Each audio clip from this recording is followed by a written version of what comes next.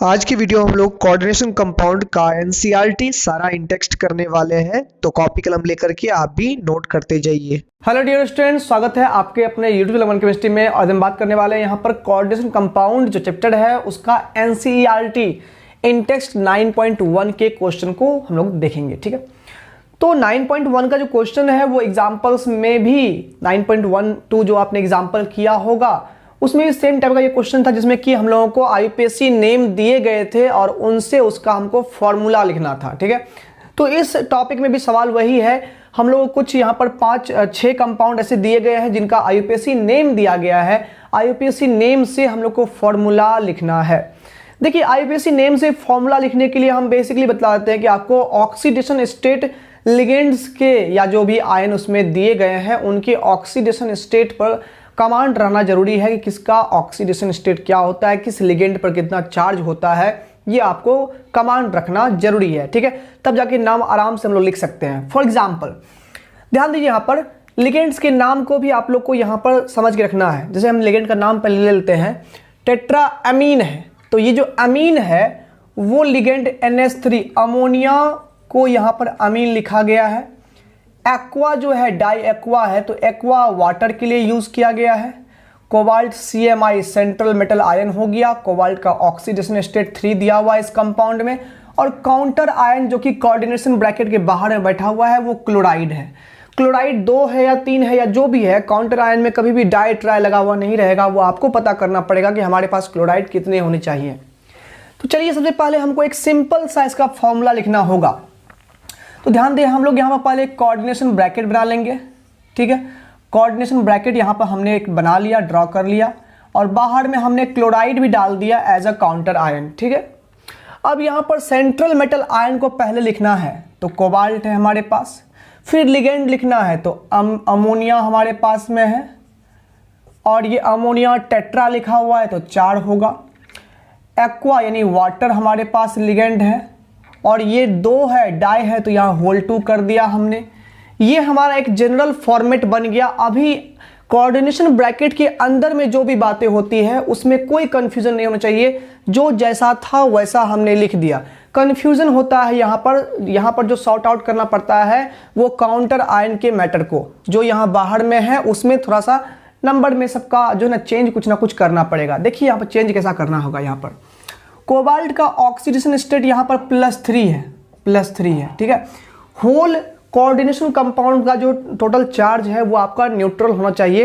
That means अगर ये coordination compound आपको दिखाई दे रहा है, सभी यहाँ कोऑर्डिनेशन कंपाउंड दिखाई दे रहा है, तो ओवरऑल जो यहाँ पर ये 5 नंबर तक है ये परफेक्ट कंपाउंड है, ये कोई आयन नहीं है। सब में यहाँ पर कैटायन और एनायन दोनों है, तो जहाँ कैटायन और एनायन दोनों रहता है वहाँ पर ओवरऑल कंपाउंड न्यूट्रल होता है। आपको चार्ज 0 करना होगा। ठीक है, और वही 0 चार्ज करने के लिए जो भी करना होगा आपको करना है। ठीक है, देखिए यहाँ क्या करते हैं, कोबाल्ट पर यहाँ पर 3 ऑक्सीजन स्टेट लिखा हुआ था, तो हमने +3 असाइन कर दे चार्ज को। अब अमोनिया तो न्यूट्रल लिगेंड है, इस पर चार्ज 0 है। वाटर भी न्यूट्रल लिगेंड है, इस पर चार्ज 0 है। तो जाहिर सी बात है कि 3 पॉजिटिव ओवरऑल हुआ है यहाँ से यहाँ तक, तो नेगेटिव भी कितना होना चाहिए, यहाँ पर 3 ही होना चाहिए, तब जाकर के ना टोटल चार्ज 0 होगा।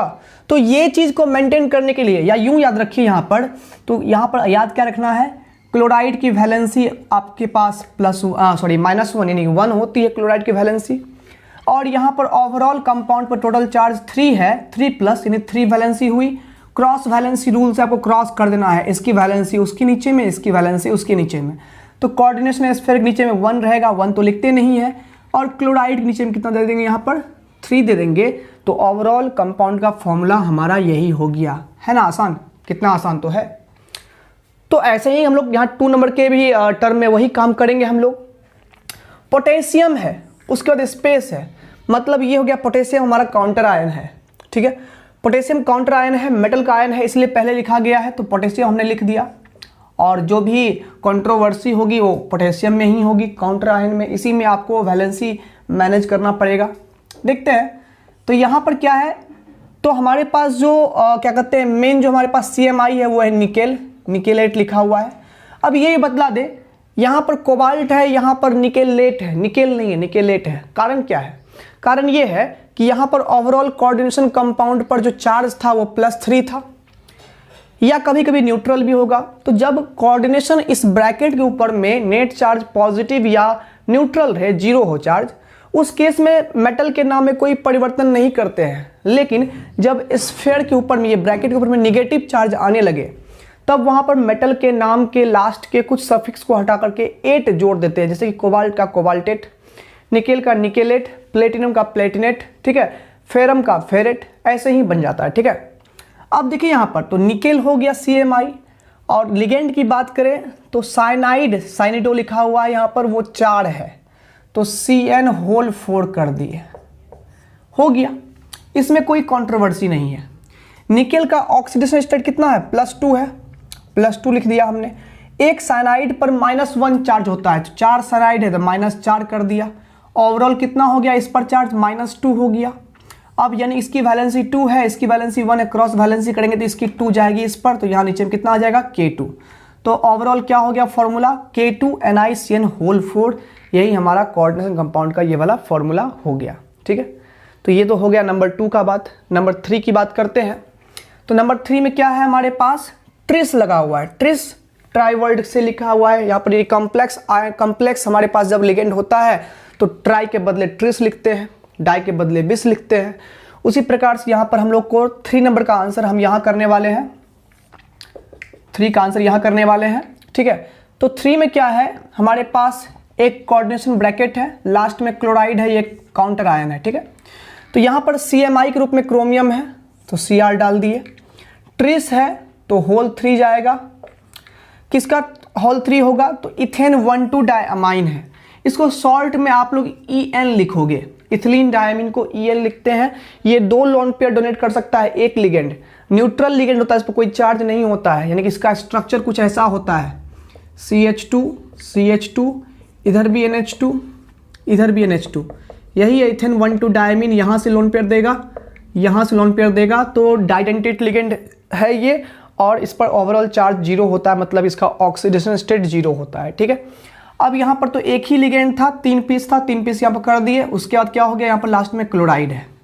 अब बैलेंस करना है, तो क्रोमियम का ऑक्सीजन स्टेट कितना है, +3 है, असाइन कर दिए +3। इस पर चार्ज 0 होता है, तो यानी ये +3 है तो यहाँ पर -3 होना चाहिए। तो इसकी 3 वैलेंसी इसमें डाल देंगे तो Cl कितना हो जाएगा, 3 कर दिए, ओवरऑल चार्ज 0 हो गया। यही हमारा इस कंपाउंड का फॉर्मूला हो गया। क्लियर है। अब 4 नंबर की बात करते हैं। 4 नंबर में क्या है हमारे पास, अमीन, ब्रोमीडो, क्लोरिडो, नाइट्रिटो N। एक लिगेंड ये है, एक ये है, एक ये है, एक ये है।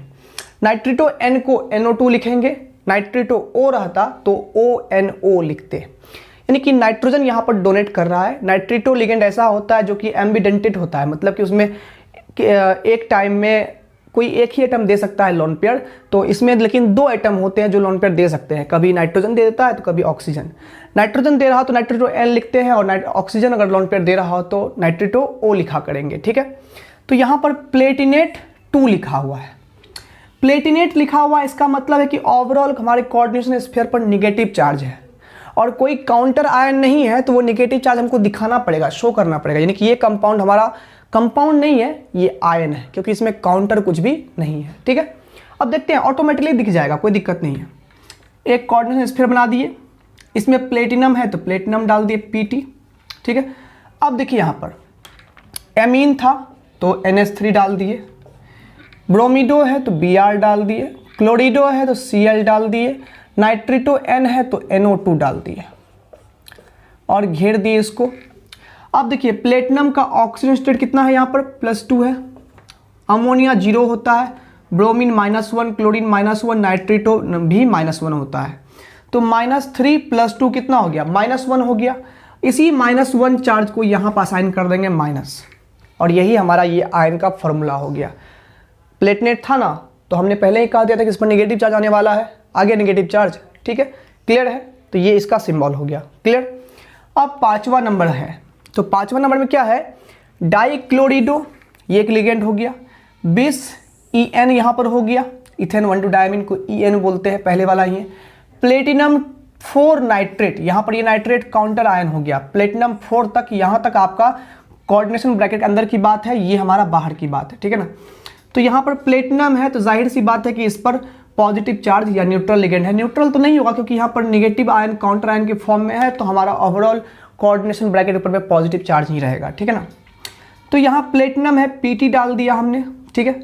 अब देखिए यहाँ पर दो क्लोराइड आयन है तो डाइक्लोरिडो लिखा हुआ है, तो यहाँ पर Cl2 लगा दिया हमने, ठीक है। फिर है 20 मतलब होल 2 हो गया, और इथेन 1,2 डायमीन को क्या लिखते हैं शॉर्ट में, En लिखते हैं, ठीक है। ये हो गया, ब्रैकेट बंद। फिर नाइट्रेट है तो NO3 हमने यहाँ पर डाल दिया, तो यहाँ पर नाइट्रेट तक हो गया। अब देखिए ओवरऑल यहाँ पर क्या है, प्लेटिनम का यहाँ पर टोटल जो चार्ज है +4 है, ठीक है ना, +4 डाल दिया। क्लोराइड यहाँ पर क्या होता है -1, तो -1 इंटू कितना हो गया 2 हो गया। En तो 0 होता है, ठीक है। तो यानी कि ओवरऑल क्या हो गया +4 और -2, तो +2 हो गया। जब ये +2 है तो ये भी कितना होगा -2 होना चाहिए, मतलब कि ये हमारा +2 चार्ज है, इसकी वैलेंसी 2 हो गई, तो वो 2 वैलेंसी क्रॉस होकर के यहाँ जाएगी।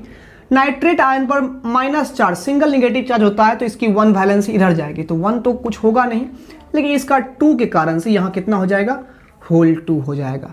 तो ये हमारा इस कंपाउंड का फॉर्मूला हो गया, क्लियर है। छठा और आखिरी सवाल यहाँ पर है, ये देखिए हेक्सासाइनिडोफेरेट, ये हमारा हो गया ब्रैकेट के अंदर की बात, ठीक है। और ये आयरन 3 जो है यानी कि Fe3+, ठीक है ना, ये काउंटर आयन है। तो काउंटर आयन पहले से बोल दिया जा रहा है कि यहाँ पर Fe3+ वाला Fe होना चाहिए, ठीक है। यानी कि यहाँ फिक्स है कि इस पर चार्ज कितना होगा, 3+ चार्ज होगा, ठीक है। अब देखिए ब्रैकेट के अंदर की बात, फेरेट था तो Fe, हेक्सासाइनिडो यानी Cn कितना है यहाँ पर, होल 6 है। अब देखते हैं, इसको बैलेंस करते हैं। तो यहाँ फेरेट का क्या है, ऑक्सीजन स्टेट +2 है, और एक साइनाइड -1 होता है, गुना कर दिए 6 से, तो -6 और +2 कितना हो गया, -4। -4 इस पर चार्ज है, यानी कि इसकी वैलेंसी हो गई 4, और यहाँ आयरन 3 था तो इसकी वैलेंसी 3 है। क्रॉस वैलेंसी रूल लगाएंगे, ये क्रॉस उधर गया, ये क्रॉस यहाँ गया, मतलब कि यहाँ पर आ जाएगा 4 और यहाँ पर क्या जाएगा, होल पर 3। अब सबको मिटा लेंगे, ठीक है।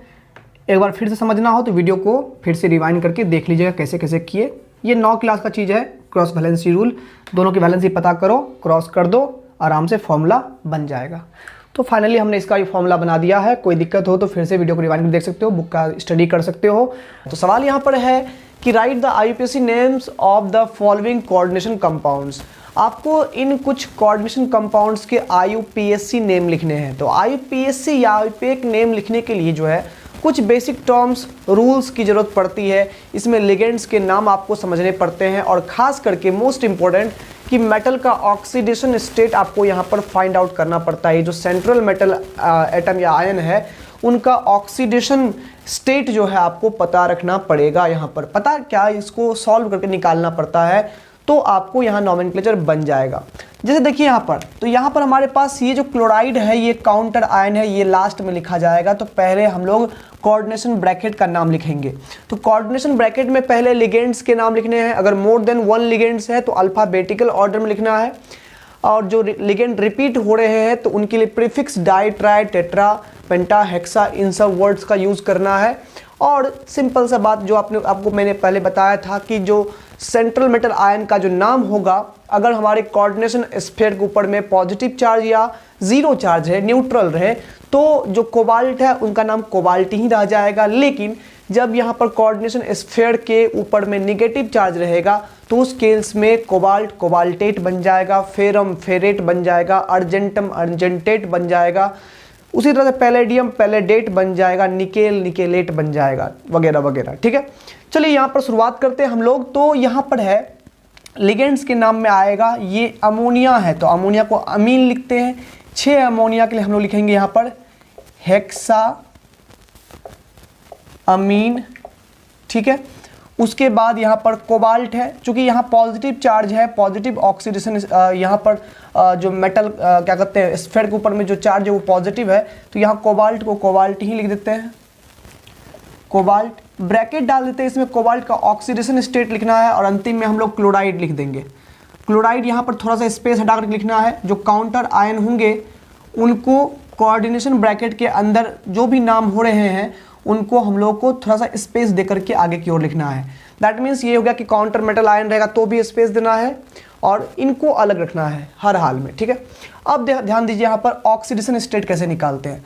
तो यहाँ पर कोबाल्ट का मान लेते हैं X है oxidation state, ammonia neutral ligand है तो चार्ज इस पर 0 होगा, और यहाँ पर एक क्लोराइड पर चार्ज -1 होता है, मल्टीप्लाई कर देंगे 3 से यहाँ पर, तो टोटली कंपाउंड जो हमारे पास में इस पर चार्ज 0 है, माने कि ओवरऑल कंपाउंड का ऑक्सीडेशन स्टेट 0 है। तो x -3 is equal to 0, x is equal to +3 हो जाएगा। यहाँ कोबाल्ट का ऑक्सीडेशन स्टेट +3 होगा, उसको रोमन नंबर में हमको यहाँ पर लिख देना है +3 को, ठीक है, लिख दिया हमने। अब यहाँ पर हम लोग इसका नाम में चलते हैं। तो यहाँ अमीन भी है और क्लोरिडो है, तो पहले A फॉर अमीन फिर C फॉर क्लोरिडो लिखेंगे। तो पेंटा अमीन हो जाएगा, 5 अमीन है इसीलिए पेंटा अमीन फिर क्लोरिडो, ठीक है। और कोबाल्ट है तो कोबाल्ट लिख देंगे, ब्रैकेट देकर के क्या लिख देंगे हम लोग, क्लोराइड लिख दिए, ठीक है। अब यहाँ कोबाल्ट क्या होगा तो इसको हम लोग यहाँ पर फाइनली सिमिलरली हम लोग करेंगे काम। यहाँ X plus ammonia 0 plus chloride -1 plus ये वाला क्लोराइड भी -1 मल्टीप्लाइड बाई 2, तो कुल मिलाकर के x -1 -2 -3 हो जाएगा इज इक्वल टू 0, तो x इज इक्वल टू +3 हो जाएगा। तो यहाँ भी 3 आ गया ऑक्सीडेशन स्टेट, ठीक है। यहाँ तक तो बिल्कुल क्लियर हो गया। अगले में चलते हैं। तो काउंटर आयन यहाँ पोटेशियम है, तो पोटेशियम हो जाएगा पोटेशियम, ठीक है, थोड़ा सा स्पेस डाल देंगे। फिर यहाँ लिगेंड के नाम में साइनिडो है या साइनो भी हो सकता है, तो यहाँ पर 6 है तो हेक्सा साइनिडो कर देंगे, कोई साइनो भी लिखते हैं। यहाँ पर ओवरऑल स्फीयर पर निगेटिव चार्ज है, इसीलिए यहाँ पर फेरम नहीं लिखेंगे, फेरेट लिखेंगे, फेरेट लिख देंगे और ब्रैकेट डाल दिए। अब यहाँ पर कितना होगा तो पोटेशियम का ऑक्सीडेशन स्टेट +1 होता है, +1 मल्टीप्लाइड बाई 3 +3 हो गया। और यहाँ पर इसको x मान लेते हैं। यहाँ साइनाइड जो है -1 मल्टीप्लाइड बाई 6 हो गया इज इक्वल टू 0, तो x +3 -6, तो ये हो गया x -3 is equal to 0, x is equal to +3 हो जाएगा। यहाँ पर यहाँ भी 3 आ गया ऑक्सीडेशन स्टेट। क्लियर है यहाँ तक। अगले वाले में बात करते हैं हम लोग। तो यहाँ भी K3 है, Fe है और यहाँ C2O4 ऑक्जेलेट आयन है। एक ऑक्जेलेट पर 2 निगेटिव चार्ज होते हैं, ठीक है। अब यहाँ देखना है, तो यहाँ पर नाम बनेगा पोटेशियम, थोड़ा सा space, try oxalato, 3 oxalate ion है और यहाँ पर भी निगेटिव चार्ज होगा तो ये फेरेट हो गया। मतलब ये K+ होगा तो डेफिनेटली ये माइनस में होगा, इसलिए यहाँ पर फेरम नहीं फेरेट लिखना है, ठीक है। अब यहाँ पर ब्रैकेट डाल दिए, ये +3 होगा, ये -2 मल्टीप्लाइड बाई 3 तो -6 हो जाएगा, +3 और -6 -3, x -3 is equal to 0, x is equal to +3 हो जाएगा। यहाँ पर भी 3 हो गया इसका ऑक्सीडेशन स्टेट, ठीक है। यहाँ पर बात करते हैं तो यहाँ भी है पोटेशियम,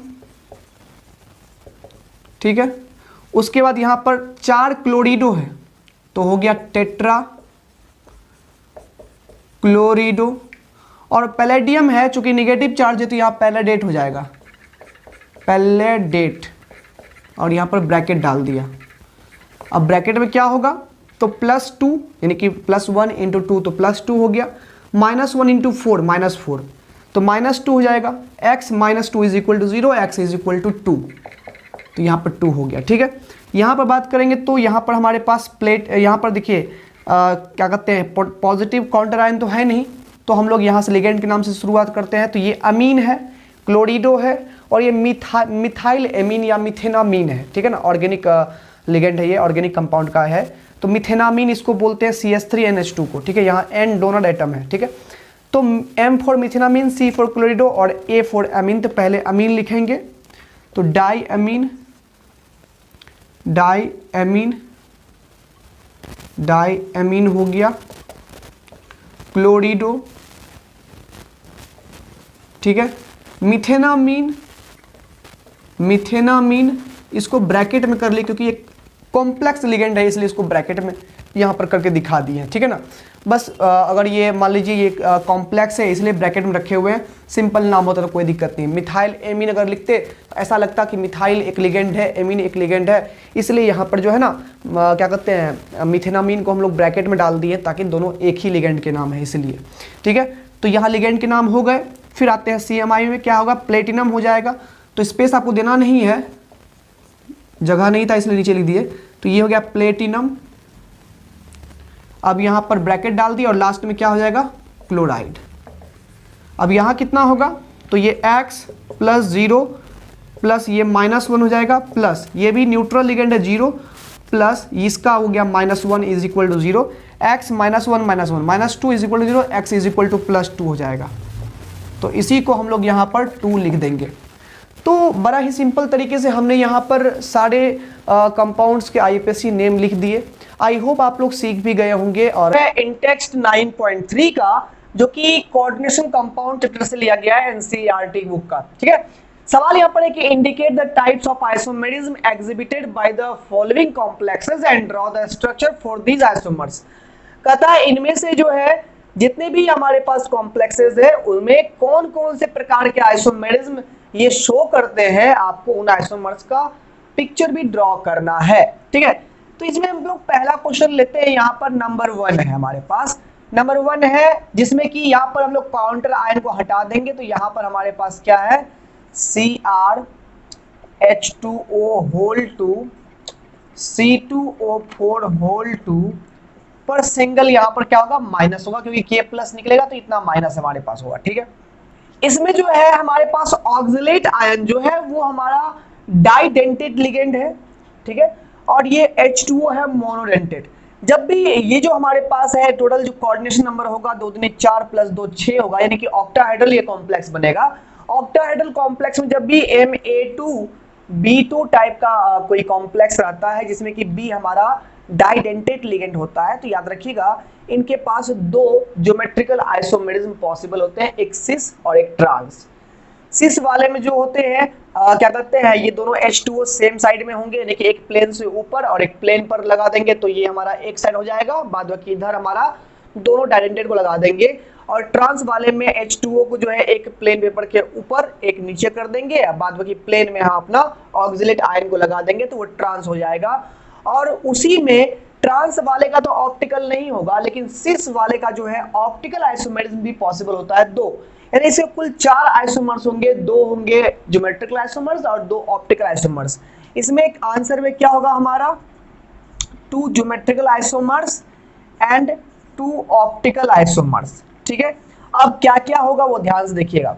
हमारे पास ये कॉम्प्लेक्स है, कॉम्प्लेक्स में क्रोमियम यहाँ CMI है, और इसमें क्या है हमारे पास ऑक्टाहेड्रल कॉम्प्लेक्स है। तो ऑक्टाहेड्रल के हम लोग करते क्या है, यहाँ पर बॉन्ड्स बना दिए हम लोग। ये हमारा प्लेन में 4 बॉन्ड है, ये प्लेन में हमारे पास ये 4 तरह के बॉन्ड्स हैं, और ये प्लेन से ऊपर है और ये प्लेन से नीचे है, ठीक है। अब यहाँ पर देखिएगा इसमें हम सिस वाला कैसे बनाते हैं। सिस वाले में एक H2O आप प्लेन के ऊपर डाल दोगे, एक H2O आप प्लेन पर डाल दोगे, बाद बाकी बचे 2। ऑक्सिलेट आयन को हम लोग OX से इंडिकेट करते हैं, तो एक ऑक्सिलेट आयन यहाँ पर लगा दिए और एक ऑक्सिलेट आयन यहाँ पर इन दोनों बॉन्ड से अटैच्ड कर दिए, यहाँ पर हो गया हमारा 2 ऑक्सिलेट आयन। ये बन गया सिस वाला आइसोमर बन गया, ठीक है। एंड ट्रांस वाले के लिए करते क्या है, हम लोग दोनों ऑक्सिलेट को प्लेन पर डाल देंगे एक दूसरे के अपोजिट, और H2O को हम लोग एक उधर डाल देंगे तो एक उसके अपोजिट नीचे डाल देंगे, ठीक है। तो यहाँ पर क्रोमियम है, ओवरऑल चार्ज क्या है माइनस है, तो चार्ज यहाँ पर माइनस शो कर देंगे। ये क्रोमियम है और यहाँ पर हम लोग करेंगे क्या, ऊपर H2O डाल दिए, नीचे H2O डाल दिए, और ये हमारे पास जो प्लेन में है हमारा, प्लेन में एक ऑक्सिलेट यहाँ डाल दिए, एक ऑक्सिलेट आयन यहाँ पर डाल दिए। तो ये हमारा क्या बन गया, ट्रांस आइसोमर बन गया। अब ट्रांस वाले के सामने मिरर रखो तो सेम फिगर मिल जाएगा, आपको दिखाई दे रहा होगा। लेकिन सिस वाले के सामने मिरर रखा जाए, यहाँ पर देखिएगा पहले तो दोनों बन गया, 2 ज्योमेट्रिकल आइसोमर्स बन गया। अब 2 ऑप्टिकल आइसोमर्स की बात करें, यहाँ पर भी टोटल चार्ज क्या है, माइनस चार्ज है। अब यहाँ पर ऑप्टिकल आइसोमर्स की बात करें तो बच्चों यहाँ पर देखोगे क्रोमियम ले लिया यहाँ पर, क्रोमियम में यहाँ पर हम लोग इसका ड्रॉ कर रहे हैं सिस आइसोमर, ठीक है। तो यहाँ पर सिस का फिगर जो आप बनाए हुए थे, एक H2O यहाँ पर, एक H2O यहाँ पर, और एक हमारा ऑक्सिलेट आयन यहाँ पर, ऑक्सिलेट आयन एक यहाँ पर, एक ऑक्सिलेट यहाँ पर डाल दिए। इसके सामने जब हम लोग मिरर रखेंगे यहाँ पर, ये मिरर रख दिए यहाँ पर, तो इसका जो ऑप्टिकल आइसोमर्स होगा वो क्या होगा, ऑक्सिलेट आयन, यानी मिरर इमेज जो बनाओगे आप लोग वो मिरर इमेज में हमारा ऑक्सिलेट आयन जो है वो इस ओर चला आएगा, आएगा ना, जो लेफ्ट साइड है वो राइट साइड चला जाएगा, और यहां पर जो H2O है वो H2O यहां रहेगा, और एक H2O कहां चल जाएगा, यहां पर आ जाएगा H2O, और ये जो ऑक्सिलेट है वो यहां पर बनेगा, और यहां पर एक ऑक्सिलेट तो वहां चला गया। तो ये हमारा बना क्या चीज, ऑप्टिकल आइसोमर्स बन गया। यानी इस वाले कंपाउंड का 2 ज्योमेट्रिकल आइसोमर्स और 2 ऑप्टिकल आइसोमर्स, यानी टोटल 4 आइसोमर्स यहां पर पॉसिबल हुए। ठीक है, क्लियर है। अब बात करते हैं यहां पर ये वाला कंपाउंड का। ये वाले कंपाउंड में भी क्या है कि यहाँ पर 3 दूनी 6, यानी कि 6 कोऑर्डिनेशन नंबर है। कहने का मतलब ये डाइडेंटेट लिगेंड है इथिलीन डायमीन, तो यहाँ पर ये 3 का 3 यही लिगेंड है, तो 6 कोऑर्डिनेशन नंबर होगा, तो यानी ये भी ऑक्टाहेड्रल कॉम्प्लेक्स है। और ऑक्टाहेड्रल में यहाँ पर क्या है, Ma3 टाइप का ये कंपाउंड है। तो Ma3 टाइप के कंपाउंड में केवल जो है यहाँ पर ज्योमेट्रिकल आइसोमर्स नहीं बन पाएंगे, क्योंकि यहाँ पर तीनों लिगेंड क्या है, मतलब सेम टाइप के लिगेंड्स हैं, इसलिए यहाँ पर कितने भी ओरिएंटेशन बदल दिया जाए बिल्कुल सेम फिगर रहेगा, क्योंकि ऑक्टाहेड्रल में भी हर तरफ एंगल इक्वल रहता है। इसलिए यहाँ पर ज्योमेट्रिकल आइसोमर्स तो नहीं बनेंगे, बट यहाँ पर ऑप्टिकल आइसोमर्स पॉसिबल हो सकते हैं। तो ऑप्टिकल आइसोमर्स हम लोग बनाएंगे। फिलहाल आपने इसको नोट कर लिया अच्छे से ना, नोट कर लिए हैं। तो अब यहीं पर देखिए चेंज करते हैं। यहाँ पर क्या है, इसमें भी देखिए यहाँ पर भी आप लोग चार्ज लगाना मत भूलिएगा। यहाँ पर चार्ज यहाँ पर लगा हुआ था, माइनस चार्ज, ठीक है। अब यहाँ पर नंबर 2 की बात करते हैं। तो नंबर 2 में आप लोग देखोगे अच्छे से, नंबर 2 में यहाँ पर हमारे पास में जो कंपाउंड है वो है CO En होल 3, और यहाँ पर 3 माइनस को यहाँ से निकाल दीजिए काउंटर आयन को, तो यहाँ पर 3 प्लस चार्ज आएगा। ठीक है, हमें इसके बारे में बात करनी है। तो यहीं पर करते हैं हम लोग। यहाँ पर देखिएगा कोबाल्ट डाल दिए हम लोग, और यहाँ पर 3 प्लस चार्ज डाल दिए, इसी में चेंज कर देंगे। ठीक है, यहाँ पर 3 प्लस चार्ज डाल दिए। इसमें क्या करोगे, इसमें कर लो, ठीक है, इसी में कर लो यहाँ पर। तो आप लोग इसको इरेज कर लेना, यहाँ पर दिखाते हैं। कोबाल्ट यहाँ पर कर दिए, क्योंकि यहाँ पर 2 ऑप्टिकल आइसोमर्स बनेगा, इसलिए ऑप्टिकल की ही बात केवल करनी है। इथिलीन डायमीन यहाँ पर है, तो यहाँ इथिलीन डायमीन En कर दिए, यहाँ भी आपका इथिलीन डायमीन En कर दिए, और यहाँ भी दोनों सेम बना रहा है। यहाँ पर ये भी हमारा बन गया इथिलीन डायमीन यहाँ पर। ठीक है, 3 प्लस चार्ज है। तो यहाँ पर देख सकते हैं आपकी, यहाँ पर हमारे पास क्या है कि यहाँ पर जो है आपके पास आप चाहोगे तो यहाँ भी ड्रॉ कर सकते हो इस तरह से। ठीक है, यहाँ पर भी है क्या कि यहाँ पर अगर हम लोग En यहाँ अगर लगा दें, En यहाँ लगा देंगे, तो एक En क्या होगा, पेपर से ऊपर दिख लो, पेपर से ऊपर से होते हुए पेपर नीचे तक जाएगा, यानी कि ये 2 बॉन्ड मिला करके एक इथिलीन डायमीन जुड़ेगा। तो कोई दिक्कत नहीं, बात इक्वल ही रहता है। आप लोग इक्वल एंगल पर ही यहाँ पर देख रहे हो। ठीक है, हम लोग चाहेंगे तो यहाँ पर इस दोनों इथिलीन डायमीन को यहाँ सेट करके ये दोनों बॉन्ड के थ्रू एक इथिलीन डायमीन को हम लोग जोड़ सकते हैं, जो पेपर के ऊपर से लेकर के नीचे तक जुड़ा हुआ रहेगा। ठीक है ना, लेकिन बात वहीं चला जाता है। तो अगर इसका जो ऑप्टिकल आइसोमर्स देखें, तो यहाँ पर क्या होगा, जो इथिलीन डायमीन इधर लेफ्ट साइड में है, उधर वो राइट साइड में चल जाएगा। यहाँ 3 प्लस चार्ज होगा, और यहाँ पर जो इथिलीन डायमीन यहाँ पर था वो यहाँ पर आ जाएगा। ठीक है, और एक इथिलीन डायमीन यहाँ पर आ जाएगा। यहाँ पर हमारा हो गया ऑप्टिकल आइसोमर्स इस कंपाउंड का। ठीक है, तो इस वाले कंपाउंड में 2 ही प्रकार के आइसोमर्स बने, 2 ही आइसोमर्स बने, वो भी 2 ऑप्टिकल आइसोमर्स ही बने, कोई ज्योमेट्रिकल आइसोमर्स वगैरह यहाँ पर नहीं बनेगा। ठीक है, तो नंबर 2 तक क्लियर हो गया। नंबर 3 की हम लोग बात करेंगे। तो बाबू नंबर 3 की अगर बात करें तो इसमें हमारा ज्योमेट्रिकल आइसोमर्स भी पॉसिबल है। ठीक है, उसके बाद लिंकेज आइसोमर्स भी पॉसिबल है, और आयोनाइजेशन आइसोमर्स भी यहाँ पर पॉसिबल होगा, जिसके कारण से यहाँ पर जो है इसमें टोटल 10 आइसोमर्स बनेंगे। क्या आप इनके स्ट्रक्चर्स अपने से ड्रॉ कर सकते हो? ज्योमेट्रिकल ही बनाना है आपको। देख सकते हो यहाँ पर Ma5B के तरह का स्ट्रक्चर है। यहाँ ज्योमेट्रिकल में आपको जो है ना ऑक्टाहेड्रल कॉम्प्लेक्स, ये भी ऑक्टाहेड्रल कॉम्प्लेक्स ही है। इसमें आप लोग सिस ट्रांस भी बना सकते हो, ठीक है, और आयोनाइजेशन भी है, लिंकेज आइसोमर्स भी यहाँ पर बनेगा। तो प्यारे बच्चों इसमें 10 प्रकार का आइसोमर्स पॉसिबल है, इसके बारे में आप लोग खुद से एक बार ट्राई करना, ठीक है। हम यहाँ पर नंबर 4 की बात कर रहे हैं, इसको आप लोग खुद से ट्राई करोगे, करने की कोशिश करोगे, नहीं बनेगा तो आप कमेंट में बताओगे, तो यहाँ पर हम उसके लिए 3 नंबर के लिए स्पेशल सेपरेट वीडियो बना देंगे, क्योंकि इसमें 10 आइसोमर्स है, अकेले ये 10 मिनट खा जाएगा, ठीक है ना। तो खैर कोई दिक्कत नहीं है, अगर आपसे नहीं बनता है तो आप बताओगे, लेकिन कोशिश पहले खुद से करना है। न्यूमेरिकल जब भी आप वीडियो देखते हो तो उम्मीद करते हैं कि वीडियो तब देखने आप लोग आते होंगे जब अंतिम सांस तक आपको लगता होगा कि हमसे नहीं बन पाएगा, हमसे ना हो पाएगा, तब आते होंगे। ऐसा नहीं कि सवाल पढ़े वो तो समझ में नहीं आ रहा है, वीडियो देख लेते हैं, ठीक है, तो ये गलत बात है। अपने से सवाल बनाया करो। थ्योरी पढ़ाने में टीचर्स आपके लिए पीछे मेहनत करते हैं और आप भी मेहनत करते हैं थ्योरी पढ़ने के लिए, तो थ्योरी का जो है रिजल्ट तभी मिलता है आपको जब आप न्यूमेरिकल्स आपसे बन जाता है। तो न्यूमेरिकल भी अगर आप देख करके ही बनाओगे टोटली तो कैसे काम चलेगा, ठीक है। तो न्यूमेरिकल आपको अच्छे से कवर करना है खुद से, ठीक है। तो यहाँ पर जो है इसको हम लोग इरेज कर लेते हैं इस साइड को। तो यहाँ से हम लोग चलते हैं नंबर 4 पर।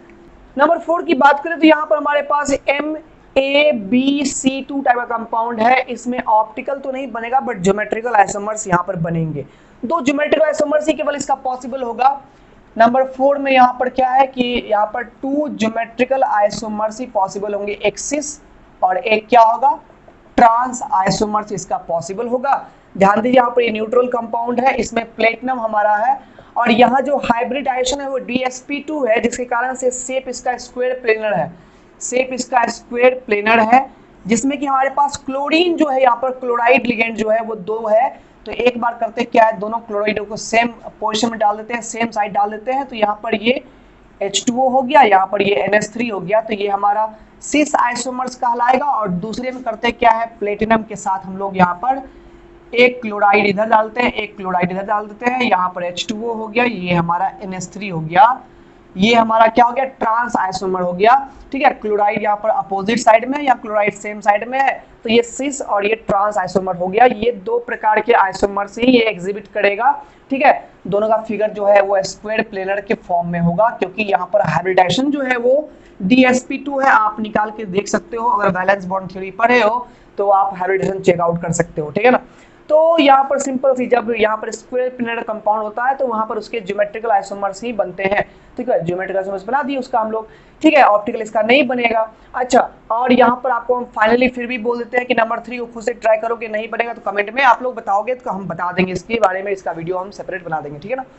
तो उम्मीद करते हैं कि आपसे ये सवाल अब हो जाएगा, जो ना हो रहा था वो आराम से हो जाएगा, और उम्मीद करते हैं कि बना ही लोगे तुम लोग। इंटेक्स्ट 9.4 का एनसीईआरटी बुक से कोऑर्डिनेशन कंपाउंड का चैप्टर का सवाल है। सवाल यहाँ पर कह रहा है कि आपको एविडेंस देना है कि ये 2 कंपाउंड्स एक दूसरे के आयोनाइजेशन आइसोमर्स हैं। तो पहले तो हम लोग ये डिस्कस कर ले कि आयोनाइजेशन आइसोमर्स क्या होता है। तो आयोनाइजेशन आइसोमर्स वे आइसोमर्स होते हैं जिनमें आयंस का डिफरेंस होता है। मतलब कि जैसे कि यहाँ पर देखो, यहां से जो ये कंपाउंड टूटेगा तो ये कंपाउंड टूट के बनेगा CO cobalt NH3 whole 5 Cl, total पर 2 माइनस, क्योंकि सल्फेट आयन यहां से 2 प्लस और plus sulphate ion SO4 2 minus में कन्वर्ट होगा, ठीक है। इसमें टूटेगा ये सल्फेट आयन SO4 2 माइनस होता है, -2 ऑक्सीडेशन स्टेट है तो यहाँ पर +2 होगा। सिमिलरली यहाँ पर तुम देख सकते हो, यहाँ ये जो ब्रेकडाउन होगा CO NH3 होल 5, उसके बाद SO4 और इधर ये प्लस होगा और यहाँ पर ये माइनस होगा, क्योंकि यहाँ पर Cl माइनस जो है, ये जो काउंटर तुम आयन देख रहे हो ना, जो बाहर में कोऑर्डिनेशन स्फीयर से जो बाहर में आयंस होते हैं वो प्राइमरी वैलेंसी से जुड़े रहते हैं। और बॉर्डर थ्योरी में आपने पढ़ा था प्राइमरी वैलेंसी आयनाइजेबल होती है, बट जो इनसाइड द कोऑर्डिनेशन स्फीयर जो आयन होते हैं वो सेकेंडरी वैलेंसी से जुड़े हुए रहते हैं, मतलब कोऑर्डिनेट बॉन्ड से जुड़े हुए रहते हैं, जिसका की अर्थ है वो नॉन आयोनाइजेबल होंगे, वो आयोनाइज नहीं होंगे। तो ये 2 ऐसे आइसोमर्स हैं जिनमें क्या है, एक बार ये ion inside the coordination bracket है और एक बार आउटसाइड है। यहाँ पर क्लोराइड जो है इनसाइड है, यहाँ क्लोराइड आउटसाइड है, यहाँ सल्फेट इनसाइड है और यहाँ सल्फेट क्या है, आउटसाइड है, जिसके कारण से एक केस में हमारे पास सल्फेट आयन मिलता है, दूसरे केस में हमारे पास कौन आयन, क्लोराइड आयन मिलता है, जिसके कारण से हम कह सकते हैं ये दोनों एक दूसरे का आयनाइजेशन आइसोमर्स है। सवाल है कि हमें तो कैसे मालूम पड़ेगा कि यहाँ पर सल्फेट आयन मिल रहा है कि यहाँ क्लोराइड आयन मिल रहा है? ये भी बात है, एविडेंस चाहिए हम लोगों को। कॉपी में तो दिख रहा है यहाँ पर हाँ ऐसा हो रहा है, लेकिन अगर हमारे पास ये कंपाउंड रियल में हो तो हमें कैसे पता चलेगा कि ये दोनों कंपाउंड आयोनाइजेशन आइसोमर्स है कि नहीं है, डिफरेंट आयंस दे रहे हैं कि नहीं दे रहे हैं?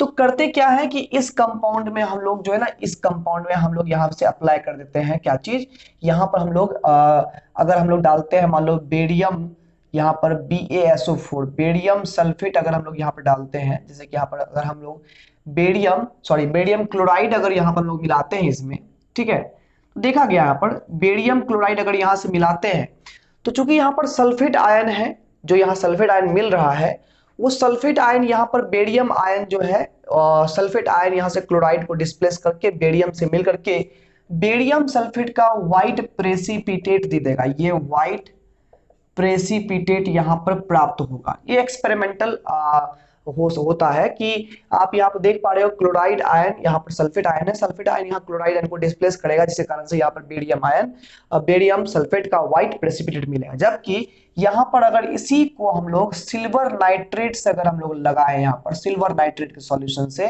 तो यहाँ पर जो है सिल्वर क्लोराइड जो यहाँ पर देखोगे सिल्वर नाइट्रेट का सॉल्यूशन मिलाए हैं, तो ये सल्फेट आयन इस नाइट्रेट को यहाँ पर डिस्प्लेस नहीं कर पाता है, सिल्वर सल्फेट नहीं बनता है, सिल्वर सल्फेट कंपाउंड नहीं बनता है, ठीक है ना।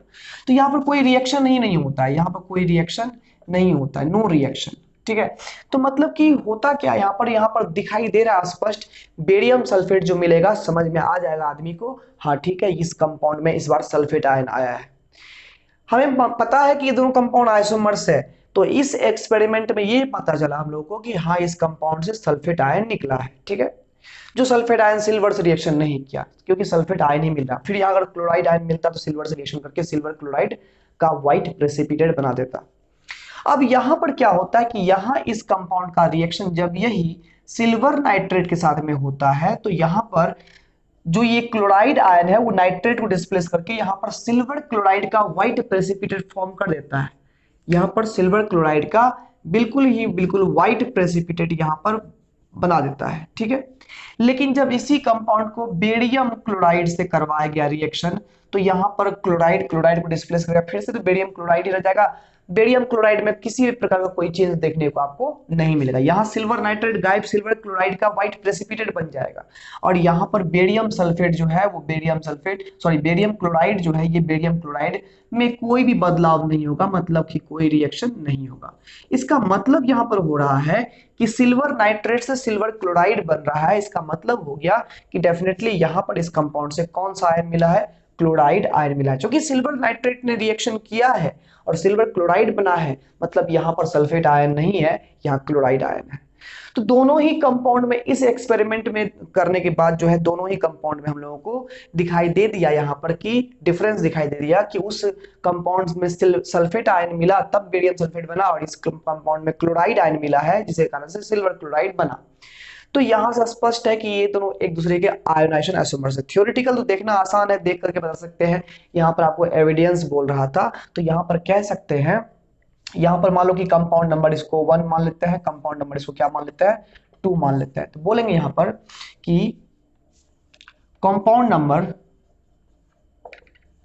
Compound 1 reacts with barium chloride to form barium sulfate, gives the evidence of sulfate ion, while compound 2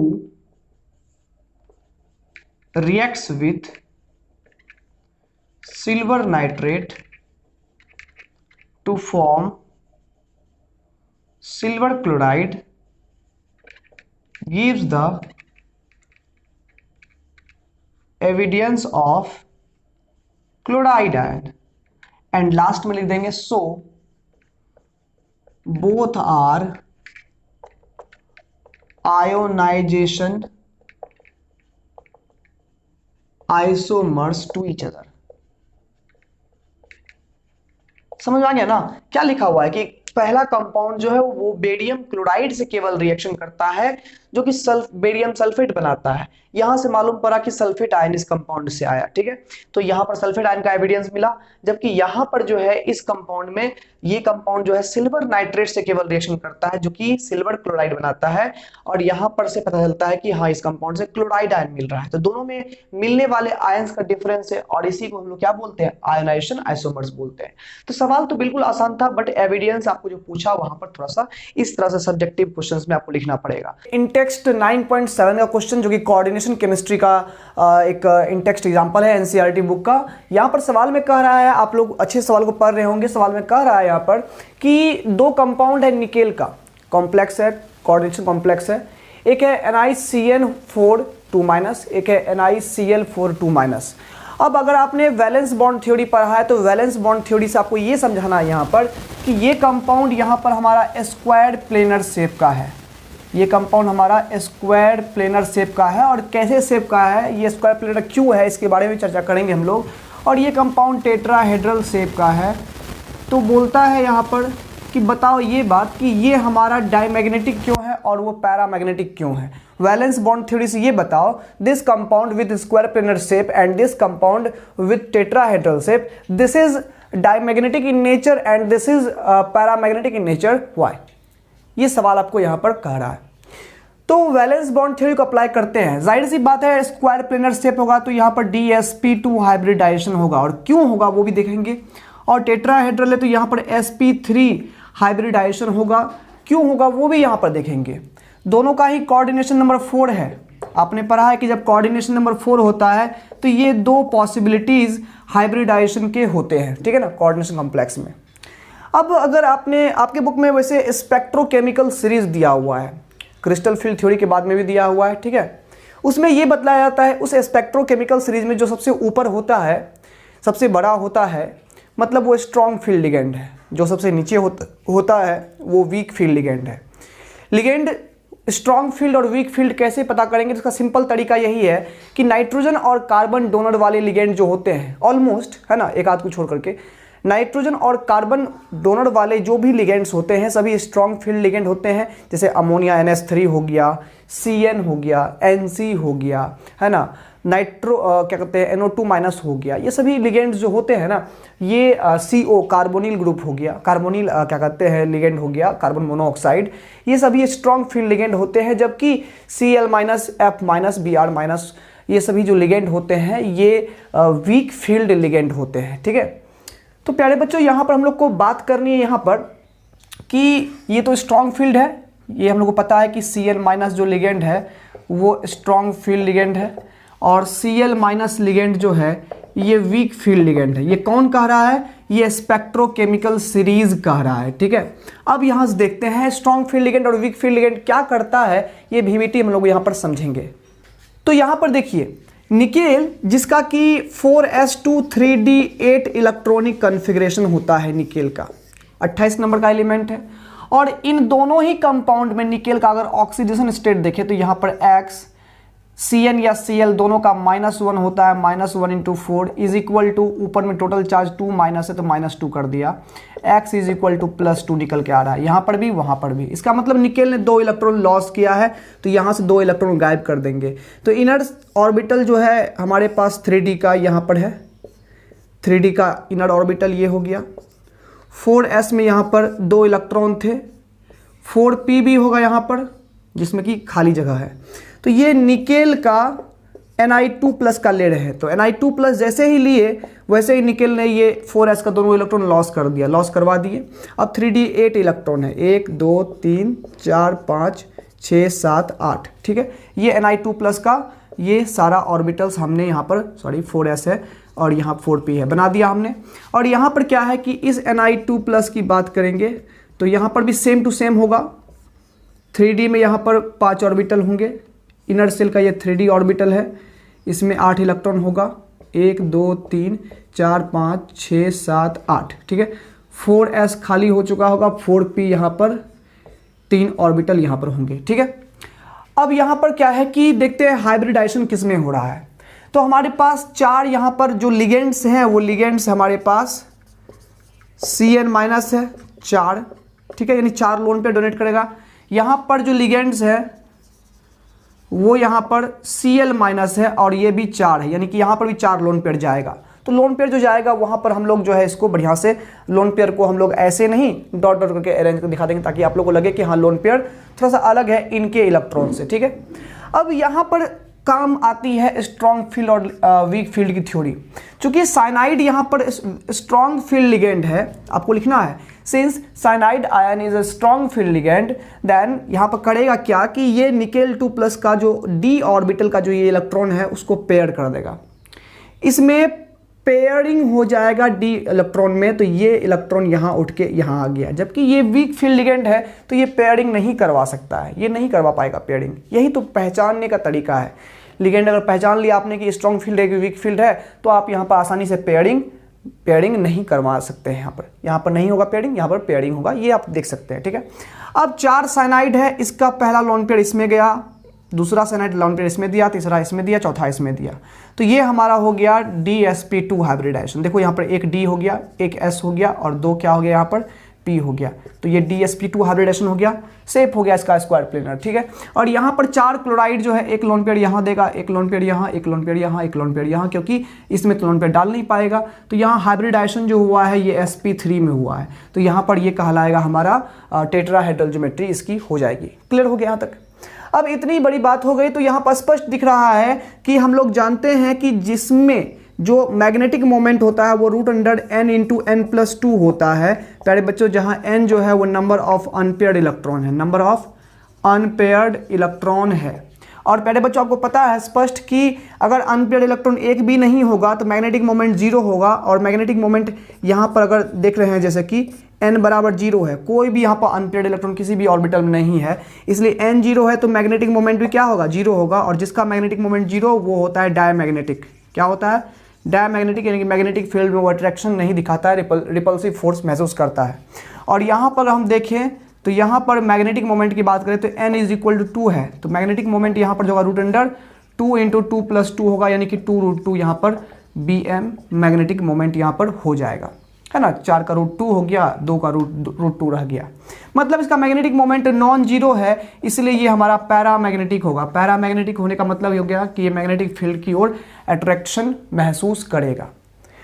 तो वीबीटी थ्योरी यही कह रही थी। वीबीटी थ्योरी के अकॉर्डिंग हमने हाइब्रिडेशन यहाँ पर देखा और देखा तो पाया यहाँ पर कि उसमें अनपेयर्ड इलेक्ट्रॉन है, इसमें अनपेयर्ड इलेक्ट्रॉन नहीं है, और इसीलिए ये हमारा डायमैग्नेटिक है और वो हमारा पैरामैग्नेटिक है। आई होप आपको ये कैलकुलेशन के साथ आपको ये जो एक्सप्लेनेशन है वो समझ में आया होगा। इंटेक्स्ट 9.8 है जो कि वैलेंस बॉन्ड थ्योरी पर बेस्ड है, जिसका सवाल आपने 9.7 में भी किया होगा, वैसा ही सवाल यहाँ पर भी है। और यहाँ पर सवाल जो है थोड़ा सा अंतर है सवाल में, और सवाल में जो यहाँ पर पूछता क्या है वो देखिए। यहाँ पर सवाल में कह रहा है, स्पष्ट कह रहा है कि ये जो कंपाउंड है इसमें टेट्राहेड्रल ज्योमेट्री इसकी है, टेट्राहेड्रल ज्योमेट्री इसकी भी है और टेट्राहेड्रल ज्योमेट्री इसकी भी है, टेट्राहेड्रल ज्योमेट्री इसकी भी है। तो यहाँ पर जाहिर सी बात है ये भी sp3 हाइब्रिडेशन शो करेगा और ये भी sp3 हाइब्रिडेशन शो करेगा, इतना तो क्लियर है। शेप दोनों का सेम है, फिर भी दोनों में कहता है कि ये हमारा जो है वो पैरामैग्नेटिक है, ये पैरामैग्नेटिक है। और 9.7 में भी आपने यही देखा होगा कि इसी को पैरामैग्नेटिक बतलाया जा रहा था और कारण पूछा गया था कि क्यों ये पैरामैग्नेटिक है, तो हमने इसका रिप्लाई भी दिया था, इसमें अनपेयर्ड इलेक्ट्रॉन है इसलिए पैरामैग्नेटिक है, ठीक है ना। तो यहाँ पर स्पष्ट इस सवाल में कह रहा है कि ये पैरामैग्नेटिक है बट ये हमारा डायमैग्नेटिक क्यों है, ये हमारा डायमैग्नेटिक क्यों है, ये सवाल यहाँ पर पूछ रहा है ना, ये डायमैग्नेटिक क्यों है, ठीक है ना। दोनों ही टेट्राहेड्रल शेप का है, फिर ये पैरामैग्नेटिक है वो डायमैग्नेटिक है, ये ऐसा क्यों हुआ। ध्यान दीजिए यहाँ पर ये वीक फील्ड लिगेंड है और वो स्ट्रॉन्ग फील्ड लिगेंड है, इस चीज़ को याद रखिएगा, ठीक है। दोनों में जो हेरफेर हुआ है ये मैग्नेटिक नेचर का, वो बस एक कारण से, ऑक्सीडेशन स्टेट के कारण से। कैसे, नहीं समझ में आया, चलो समझाते हैं, ठीक है। यहाँ पर क्या है कि इस कंपाउंड में निकेल का ऑक्सीडेशन स्टेट निकालने जाओ तो ये x मानो, इसको ये -1 × 4 कर दो, क्लोराइड पर -1 चार्ज है, 4 क्लोराइड है, ये 4 मल्टीप्लाई कर दिए तो इज इक्वल टू हो गया -2, x इज इक्वल टू +4 आ गया, ठीक है। यानी कि यहाँ पर ऑक्सीडेशन स्टेट ऑफ जो निकेल है वो कितना है, सॉरी +2 आएगा, ये +2 आ गया, ठीक है। और यहाँ पर जो है अगर X देखो, और ये जो CO लिगेंड जो है वो न्यूट्रल लिगेंड है, ओवरऑल चार्ज भी क्या है, 0 है, तो X इज इक्वल टू 0।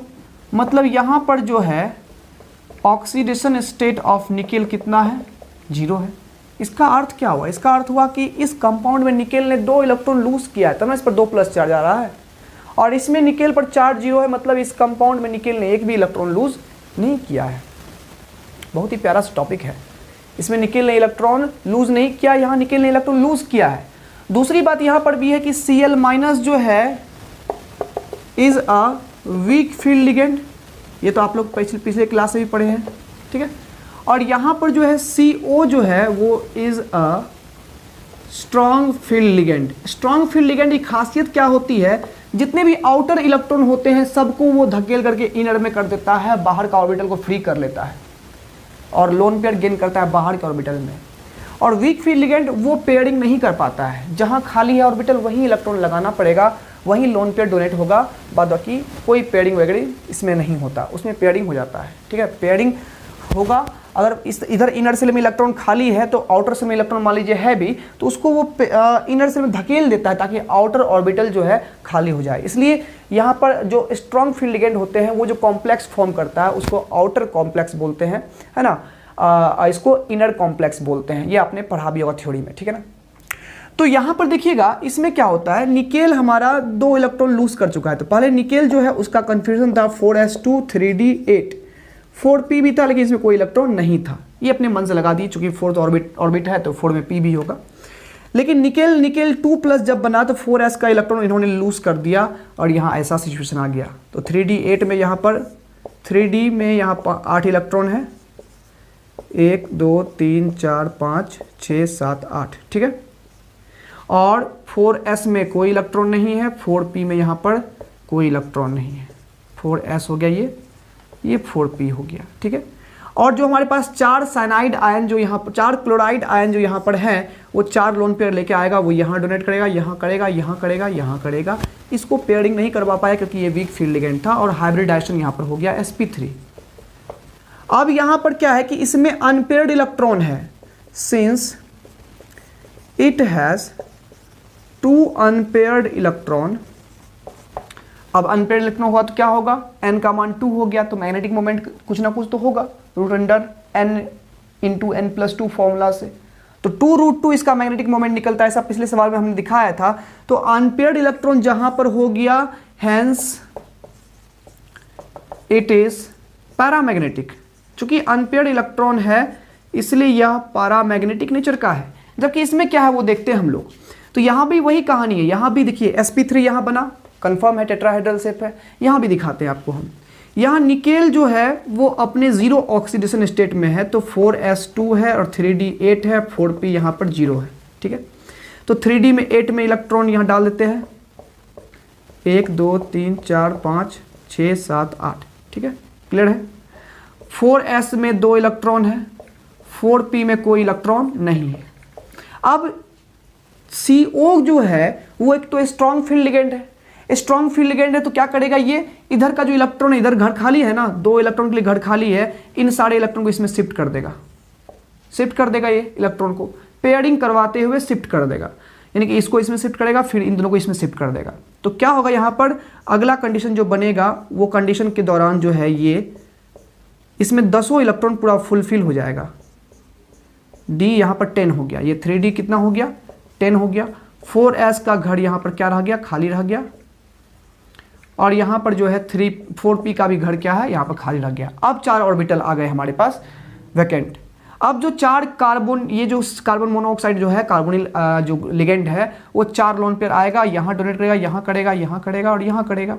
तो यहाँ भी sp3 हाइब्रिडाइजेशन ही हुआ है, एक s3p sp3 हाइब्रिडाइजेशन हुआ है। कंफर्म है कि यहाँ भी शेप जो होगा वो टेट्राहेड्रल ही होगा, बट यहाँ पर कोई क्या अनपेयर्ड इलेक्ट्रॉन बचा, इसके जैसा नहीं बचा ना।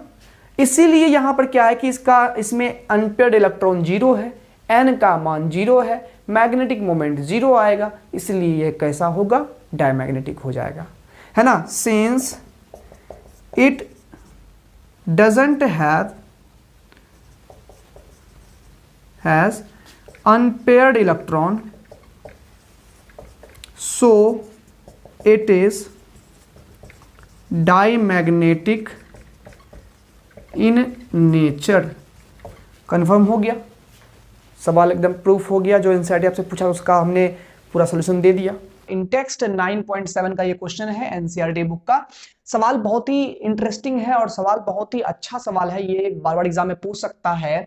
क्या है कि ये कंपाउंड जो हमारे पास में है FeH2O whole 6 3+ is strongly paramagnetic. ये स्ट्रांगली पैरामैग्नेटिक है, ज्यादा पैरामैग्नेटिक है, बहुत ज्यादा ही पैरामैग्नेटिज्म ये शो कर रहा है।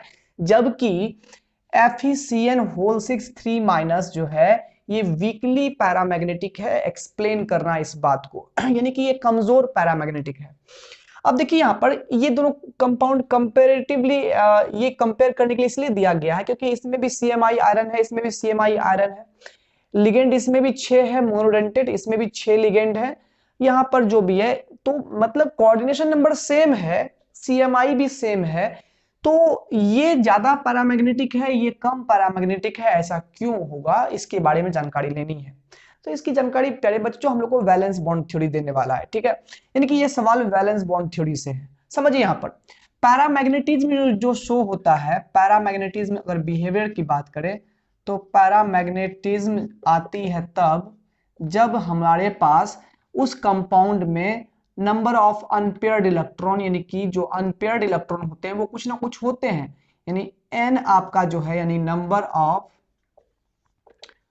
अनपेयर्ड इलेक्ट्रॉन, ये अगर 0 नहीं हो यानी कि कुछ ना कुछ अनपेयर्ड इलेक्ट्रॉन हो तभी वो कंपाउंड हमारा पैरामैग्नेटिक होगा। क्योंकि जो मैग्नेटिक मोमेंट का जो फॉर्मूला होता है वो होता है √n × n+2। अब यहाँ पर n क्या है, तो n ही हमारे पास है नंबर ऑफ अनपेयर्ड इलेक्ट्रॉन। और मैग्नेटिक मोमेंट अगर अनपेयर्ड इलेक्ट्रॉन 0 होगा तो मैग्नेटिक मोमेंट 0 हो जाएगा। तो जो 0 मैग्नेटिक मोमेंट शो करता है वो डाईमैग्नेटिक होता है।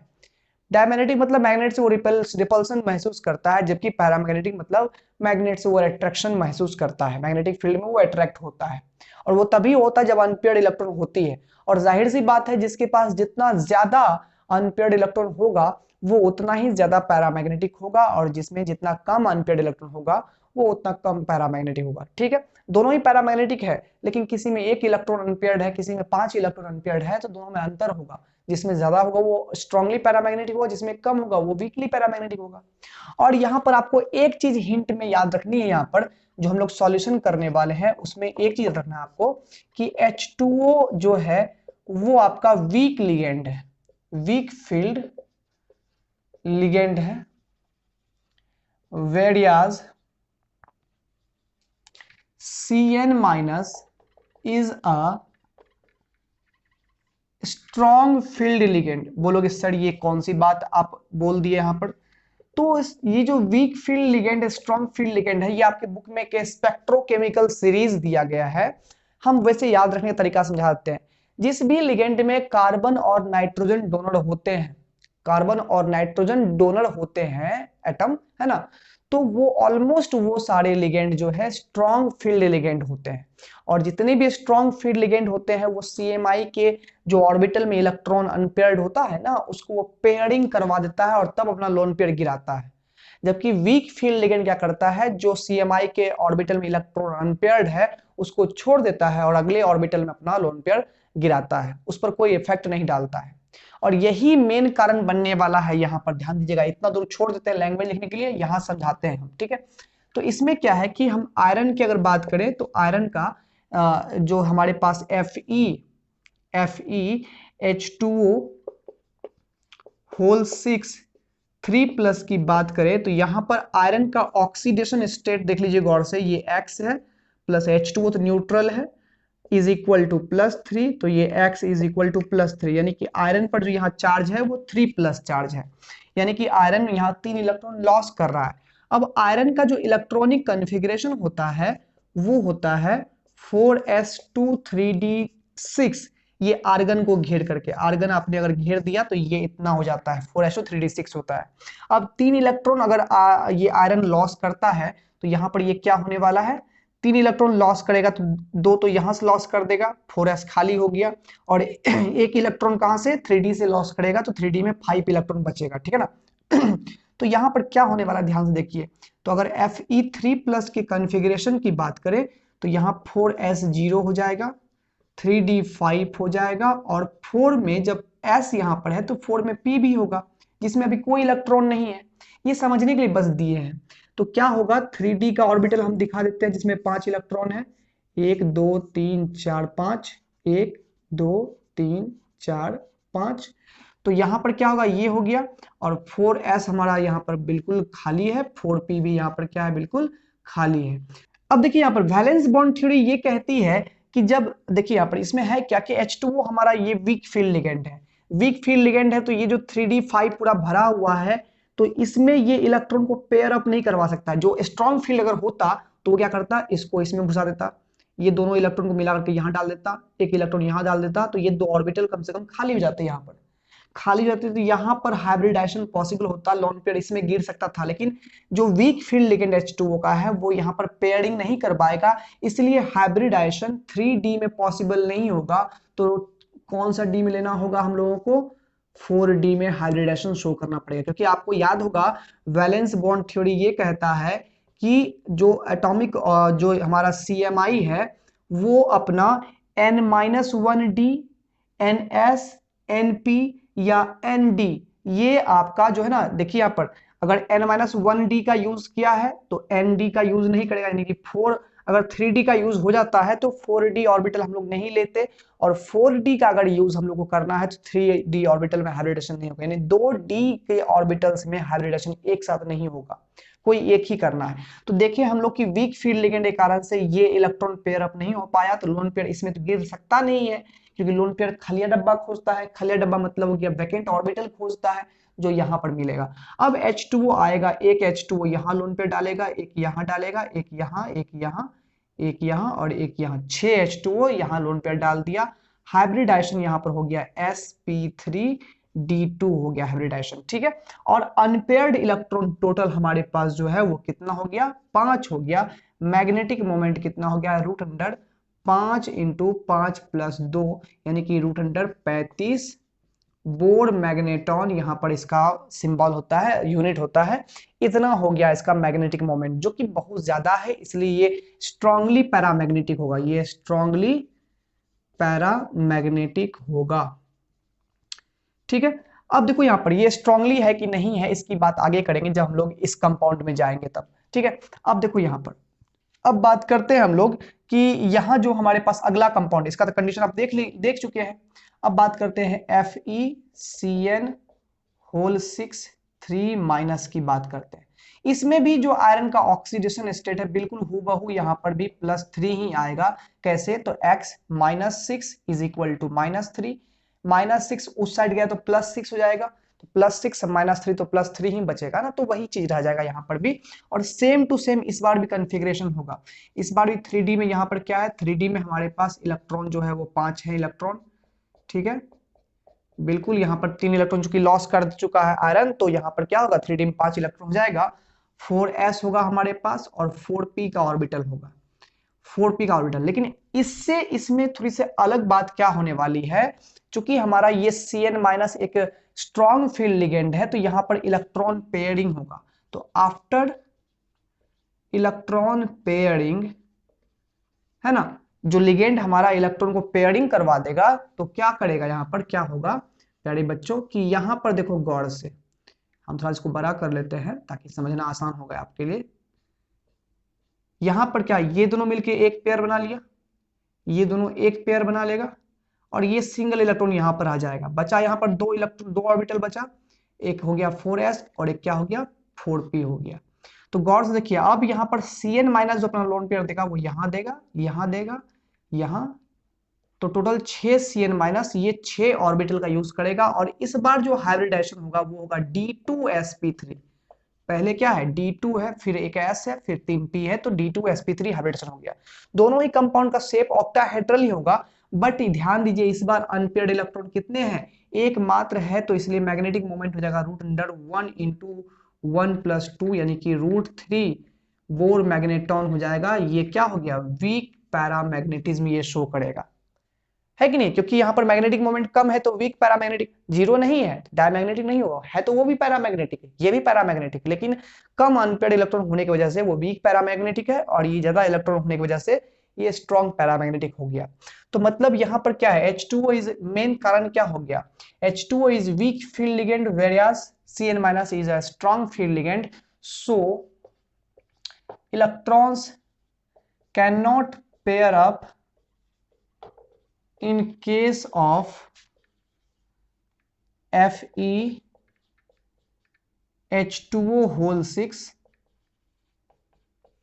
3 plus, and so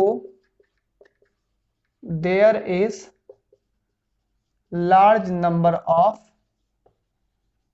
unpaired electron, so it is strongly paramagnetic। अब वही अगर तुम और लिखना चाहते हो तो इसमें क्या लिख सकते हो, क्या लिखा हुआ यहां पर, तो यहां पर ये स्ट्रॉन्ग और वीक फील्ड लिगेंड है, इसीलिए इलेक्ट्रॉन पेयर अप नहीं हो सकता है इस केस में, और इसीलिए यहां पर ज्यादा संख्या में अनपेयर्ड इलेक्ट्रॉन होगा, और इसीलिए यह स्ट्रांगली पैरामैग्नेटिक होगा।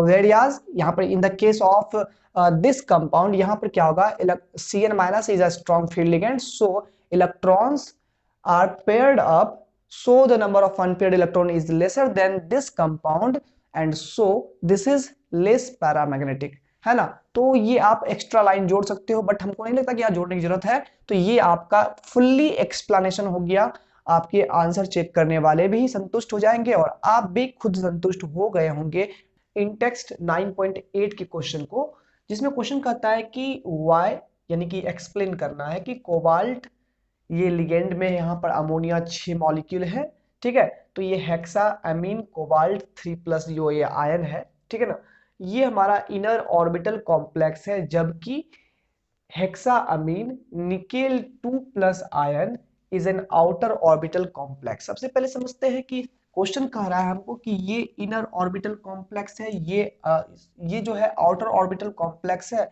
और ये इनर ऑर्बिटल कॉम्प्लेक्स है, दो बात कह रहा है। और दोनों कंपेयर करने का रीजन ये है कि यहाँ भी कोऑर्डिनेशन नंबर 6 है, क्योंकि यहाँ पर एक तो लिगेंड भी हमारा अमोनिया ही है, यहाँ भी लिगेंड अमोनिया ही है, वो लिगेंड भी स्ट्रॉन्ग फील्ड लिगेंड है, ये भी स्ट्रॉन्ग फील्ड लिगेंड है, क्योंकि नाइट्रोजन यहाँ पर डोनर एटम है, ठीक है, नाइट्रोजन डोनर होता है तो लिगेंड स्ट्रॉन्ग फील्ड का होता है, ठीक है। अब एक बात है कि यहाँ पर जो है इनर ऑर्बिटल कॉम्प्लेक्स क्या होता है, आउटर ऑर्बिटल कॉम्प्लेक्स क्या होता है, इसमें अगर कंफ्यूजन है तो ध्यान दो यहाँ पर, अगर हमारा हाइब्रिडाइजेशन वैलेंस सेल के साथ साथ, अगर वैलेंस सेल के अंदर वाले सेल यानी कि पेनल्टीमेट सेल के डी ऑर्बिटल में अगर हाइब्रिडाइजेशन हो जाता है तो ये कंपाउंड कहलाता है इनर ऑर्बिटल। वही वैलेंस सेल के ही एस, वैलेंस सेल का पी और वैलेंस सेल के डी में अगर हाइब्रिडाइजेशन होता है तो ये कहलाता है आउटर आउटर ऑर्बिटल कॉम्प्लेक्स कहलाता है। तो अगर n-1 डी में अगर हाइब्रिडाइजेशन हो गया, NS-N तो होगा ही होगा, लेकिन अगर Dn-1 का हाइब्रिडाइज्ड हो गया तो वो इनर ऑर्बिटल कॉम्प्लेक्स, और अगर आउटर ऑर्बिटल का और आउटर ऑर्बिट का डी ऑर्बिटल अगर हाइब्रिडाइज्ड हुआ यानी Nd हाइब्रिडाइज्ड हुआ तो वो आउटर ऑर्बिटल कॉम्प्लेक्स कहलाएगा। अब जरा देखिए इन दोनों ही कंपाउंड की बात करते हैं हम लोग। पहले कोबाल्ट का देख लेते हैं, यहाँ पर हम लोग इलेक्ट्रॉनिक कन्फिग्रेशन, क्योंकि इलेक्ट्रॉनिक कन्फिग्रेशन में ही सारे कंक्लूजन यहाँ पर मिलेंगे। कोबाल्ट यहाँ पर 27 होता है, तो यहाँ पर क्या है कि इसमें आर्गन को आप घेर दीजिए तो यहाँ पर जगह 4s2 और 3d यहाँ पर 7 हो जाएगा। वही इस कंपाउंड बात करें तो कोबाल्ट का ऑक्सीडेशन स्टेट जो है वो +3 है। कैसे, तो ये तो न्यूट्रल है, 0 हो जाएगा, x + 0 = +3, तो x = +3 होगा, यानी कोबाल्ट पर अगर 3+ चार्ज अगर देते हो तो ये हो जाएगा आर्गन। 4s से यहाँ पर 3 इलेक्ट्रॉन लॉस करने हैं तो 4s यहाँ पर एम्प्टी हो जाएगा, और 3d से यहाँ पर 1 इलेक्ट्रॉन जाएगा, 3d 6 हो जाएगा। और हालांकि एक बात और है कि 4s है तो 4p भी होगा, लेकिन p में इलेक्ट्रॉन अभी तक नहीं है, 4p कितना करेंगे 0, यानी कि यहाँ पर 3d में हमारे पास 6 इलेक्ट्रॉन है, 3d में यहाँ पर 6 इलेक्ट्रॉन है, ठीक है, 6 इलेक्ट्रॉन है, 3d 6 है, 1 2 3 4 5 6। और 4s में एक भी इलेक्ट्रॉन नहीं है, 4p भी हमारा पूरी तरह से वैकेंट है। ठीक है, ये 4s है, 4p है जो वैकेंट है। अब देखिए यहाँ पर चूंकि स्ट्रॉन्ग फील्ड लिगेंड क्या करता है, वो इलेक्ट्रॉन को पेयर अप करवा देता है, पेयरिंग करवा देता है इलेक्ट्रॉन में।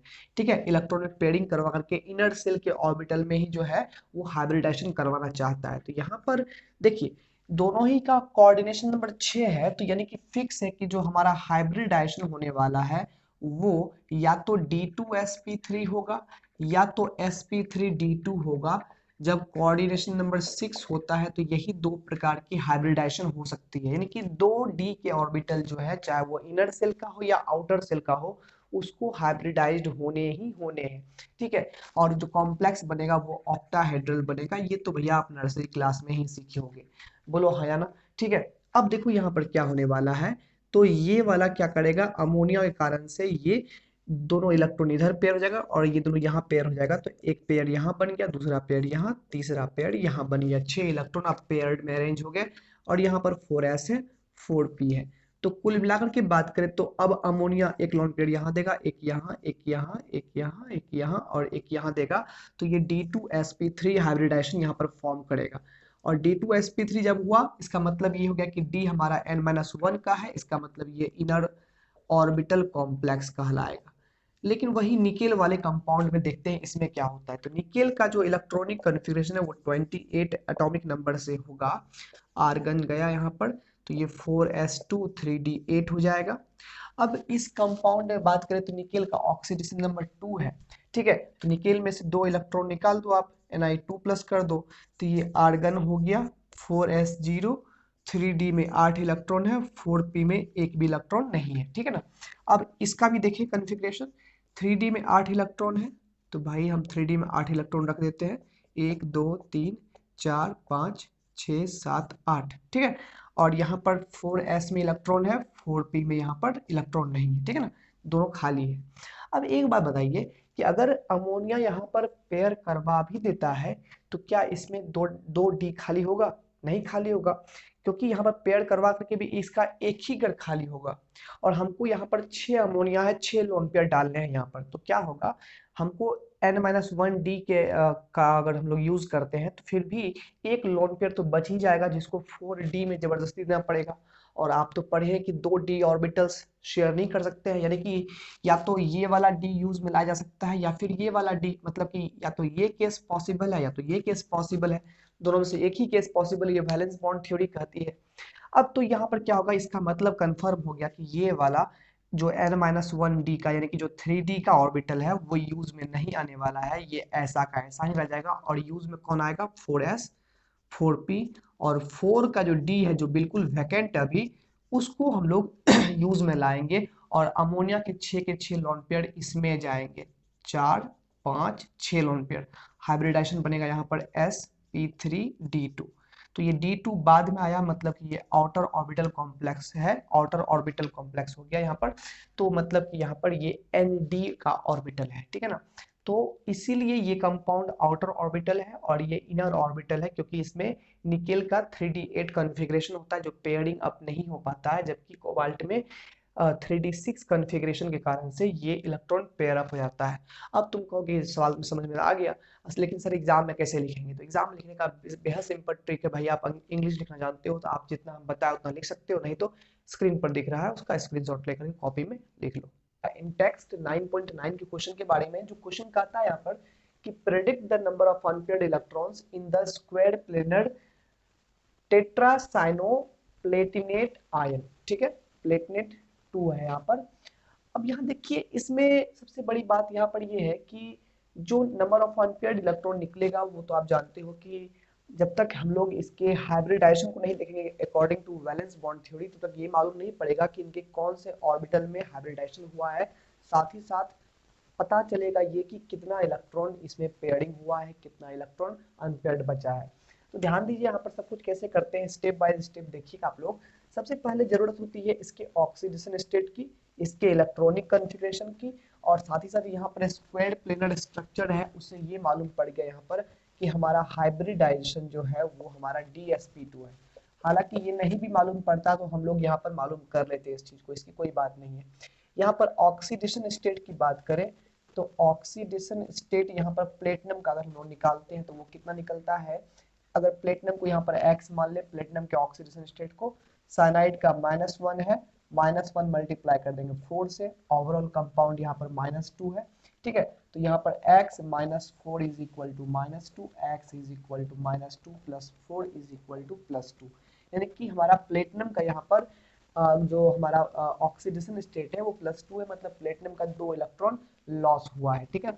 अब देखिए यहाँ पर प्लेटिनम का जो एटॉमिक नंबर होता है वो 78 होता है, ठीक है। अब यहाँ पर इसका इलेक्ट्रॉनिक कॉन्फ़िगरेशन ग्राउंड स्टेट में जो होता है वो आउटर कॉन्फ़िगरेशन होता है, ये डी ब्लॉक में आपने पढ़ा ही होगा ऑलरेडी, ठीक है। वो होता है 6s1 5d9, 6s1 5d9, हालांकि बीच में 4f होता है तो उसको नहीं लिखे हैं हम लोग, आउटर इलेक्ट्रॉनिक कॉन्फ़िगरेशन को केवल देख रहे हैं। तो ये 6s1 है, 5d9 है, और पीछे में जो हम लोग घेरते हैं वो जेनॉन को यहाँ पर घेरते हैं, ठीक है। अब देखिए यहाँ पर तो यानी कि ये हमारा आउटर, आप कहोगे सर D9 स्टेबल नहीं है, D9 स्टेबल नहीं है, ऐसे सोचोगे तो इसके लिए आप लोगों को हम ये कहेंगे कि आप लोग डायरेक्टली 11th क्लास पढ़ के आप ये में नहीं आए हो, आप डी ब्लॉक ऑलरेडी पढ़े हुए हो, D9 D4 स्टेबल नहीं है इसका कोई मतलब नहीं है, ठीक है ना। आप लोग यहाँ पर अच्छे से पढ़ोगे, हम इस टॉपिक पर डिस्कस नहीं करेंगे, टॉपिक ऑलरेडी आपका डी ब्लॉक में आया हुआ है, वहां जाके देख लो, ठीक है। अब देखो यहाँ पर सबसे बड़ी बात यहाँ पर ये है कि प्लेटिनम ने 2 इलेक्ट्रॉन लॉस किया है, तो Pt2+ की बात करें तो उसका कॉन्फ़िगरेशन, एक इलेक्ट्रॉन यहाँ से गायब करना है, एक इलेक्ट्रॉन यहाँ से, तो 6s0 हो जाएगा और 5d8 हो जाएगा। तो यहाँ पर 5d8 कॉन्फ़िगरेशन है, गौर से देखिए यहाँ पर प्लेटिनम के अगर हम लोग यहाँ पर देखिए n-1 यानी कि n तो यहाँ पर 6 है, और n-1 यानी 5d को देखें तो यहाँ पर 8 इलेक्ट्रॉन है, 1 2 3 4 5 6 7 8, ठीक है। और साथ ही साथ यहाँ पर क्या है कि हमारे पास क्या कहते हैं 6s में 0 इलेक्ट्रॉन है, 6s में 0 इलेक्ट्रॉन है, और 6p भी यहाँ पर बिल्कुल खाली होगा, ठीक है, 6p भी यहाँ पर खाली होगा। अब देखिए साइनाइड क्या है, यहाँ पर साइनाइड हमारा स्ट्रॉन्ग फील्ड लिगेंड है, साइनाइड जो यहाँ पर since cyanide Cn- is a strong field ligand, strong field ligand. आप कहोगे सर कैसे, तो इसमें जो है कार्बन डोनर है, ठीक है, तो जो कार्बन और नाइट्रोजन डोनर वाले क्या कहते हैं एटम्स लिगेंड होते हैं वो स्ट्रॉन्ग फील्ड लिगेंड होते हैं, ठीक है ना। तो वो स्ट्रॉन्ग फील्ड लिगेंड क्या करता है, जो इलेक्ट्रॉन इनर सेल के डी ऑर्बिटल में होता है उसको वो पेयर अप कर देता है, तो पेयरिंग करने के कारण से ये कॉम्प्लेक्स जो बनता है इसको हम लोग बोलते हैं इनर ऑर्बिटल कॉम्प्लेक्स, इसको हम लोग क्या बोलेंगे, इनर ऑर्बिटल कॉम्प्लेक्स बोलेंगे। तो यानी कि ये जो कंपाउंड हमको दिया हुआ है वो इनर ऑर्बिटल कंपाउंड है, तो उसके कारण से यहाँ पर क्या होगा, ये हमारा फाइनली इलेक्ट्रॉन पेयर्ड अप होकर के ये हमारा डी ऑर्बिटल में टोटली 8 इलेक्ट्रॉन जो है वो पेयरिंग कर लेगा अपने आप में, पेयरिंग कर लिया, एक डी खाली हो गया, यहाँ पर 6s है और ये 6p है। अब जो हमारा 4 साइनाइड है, एक यहाँ लोन पेयर देगा, एक यहाँ देगा, एक यहाँ देगा, एक यहाँ देगा, तो ओवरऑल हाइब्रिडाइजेशन हुआ है एक डी में, फिर s में और 2p में, तो dsp2 हाइब्रिडाइजेशन कहलाया। ऐसा हमने कहा था कि ये हम लोग बाद में फाइंड आउट कर ही लेंगे, तो कर लिए, ठीक है।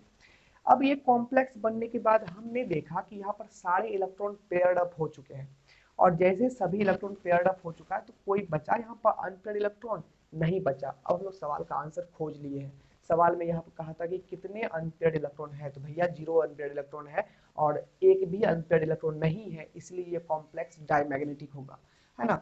Since all the electrons are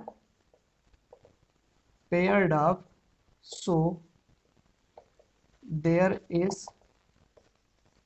no unpaired electron, ठीक है।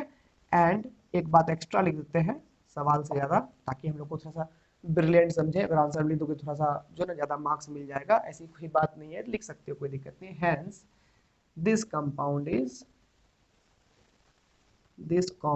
Is diamagnetic in nature, diamagnetic हुआ क्योंकि यहाँ पर एक भी अनपेयर्ड इलेक्ट्रॉन नहीं है। तो क्लियर हो गया सब। इंटेक्स्ट 9.10 यानी 10th क्वेश्चन ये है इंटेक्स्ट का एनसीईआरटी बुक से। ये सवाल कहता है, सुनिएगा जरा सा अच्छे से, द हेक्सा एक्वो मैग्नीज 2 आयन, ठीक है ना। यहां पर क्या है कि हमारे पास एक है हेक्सा एक्वो यानी H2O होल 6 मैग्नीज है और 2+ आयन है, मतलब मैग्नीज का यहाँ पर ऑक्सीडेशन स्टेट +2 है, और चूंकि ये न्यूट्रल लिगेंड है तो यहाँ पर डेफिनेटली 2+ चार्ज होगा। तो आप देखोगे इसको x में एज्यूम करो तो x + 0 × 6 = +2, देयरफॉर x = +2।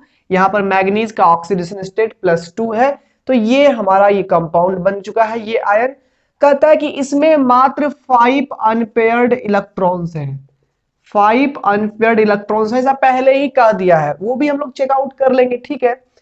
लेकिन जो है यही अगर एक्वो के प्लेस पर अगर साइनो एनायन अगर ले लिया जाए, यानी कि मैग्नीज वही रहेगा, मैग्नीज का ऑक्सीडेशन स्टेट बिल्कुल वही रहेगा, +2 ही रहेगा, लेकिन यहां पर केवल और केवल क्या बदलेगा, तो H2O के प्लेस पर Cn- यहां पर आयन लेंगे, तो यहां पर अगला जो हमारा आयन बनेगा वो MnCn6, और यहां पर जो यहां पर +2 है इसका ऑक्सीडेशन स्टेट, और ये -1 × 6 हो गया, तो -6 और +2 क्या हो जाएगा, -4 हो जाएगा। तो ये हमारा ये आयन हो गया हेक्सासाइनो मैग्नीज 2 एनायन, ठीक है ना, मैग्नीज 2 आयन यहां पर बन जाएगा। तो ये हमारा जो है ना, ये जो कॉम्प्लेक्स है इसमें बोल रहा है कंटेन्स ओनली 1 अनपेयर्ड इलेक्ट्रॉन, इसमें केवल एक अनपेयर्ड इलेक्ट्रॉन्स है, ये भी आपको पहले से ही बोल रहा है, दे दिया गया है, निकालने की जरूरत नहीं है, लेकिन आपको पहले ही बोल दिया गया है कि ये इतने होते हैं। अब सवाल यही ना है कि आपको बतलाना यहां पर ये कि एक्सप्लेन, ऐसा क्यों है, इस चीज को बतलाओ कि यहां पर जबकि सेंट्रल मेटल आयन सेम है, कोऑर्डिनेशन नंबर यहां भी 6 है, यहां भी 6 है, केवल लिगेंड्स में डिफरेंट लिगेंड हुए हैं यहां पर, तो बतलाना है कि लिगेंड में ऐसा क्या डिफरेंस आया कि डायरेक्टली अनपेयर्ड इलेक्ट्रॉन बदल गया, और कहता है कि ये चीज तुम एक्सप्लेन करो क्रिस्टल फील्ड थ्योरी से, आप एक्सप्लेन करो इस चीज को। तो प्यारे बच्चों, क्रिस्टल फील्ड थ्योरी क्या है, जिसमें डी ऑर्बिटल जो है वो हमारे पास जो है ना दो पोर्शन में टूट जाते हैं, T2G और EG वाले पार्ट्स में ये टूट जाते हैं, ठीक है। अब ये T2G और EG वाले में टूट जाते हैं, ध्यान देने वाली बात यहां पर ये है कि ये हमारा कॉम्प्लेक्स कैसा है, क्रिस्टल फील्ड थ्योरी जब भी आप करिएगा तो वहां पर आपको दिमाग में रहना चाहिए जरा सा इस चीज का कि हमारा कॉम्प्लेक्स टेट्राहेड्रल है कि ऑक्टाहेड्रल है।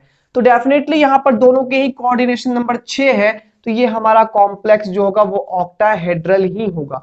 कैसा कॉम्प्लेक्स होगा, तो ये कॉम्प्लेक्स हमारा ऑक्टाहेड्रल होगा, ठीक है।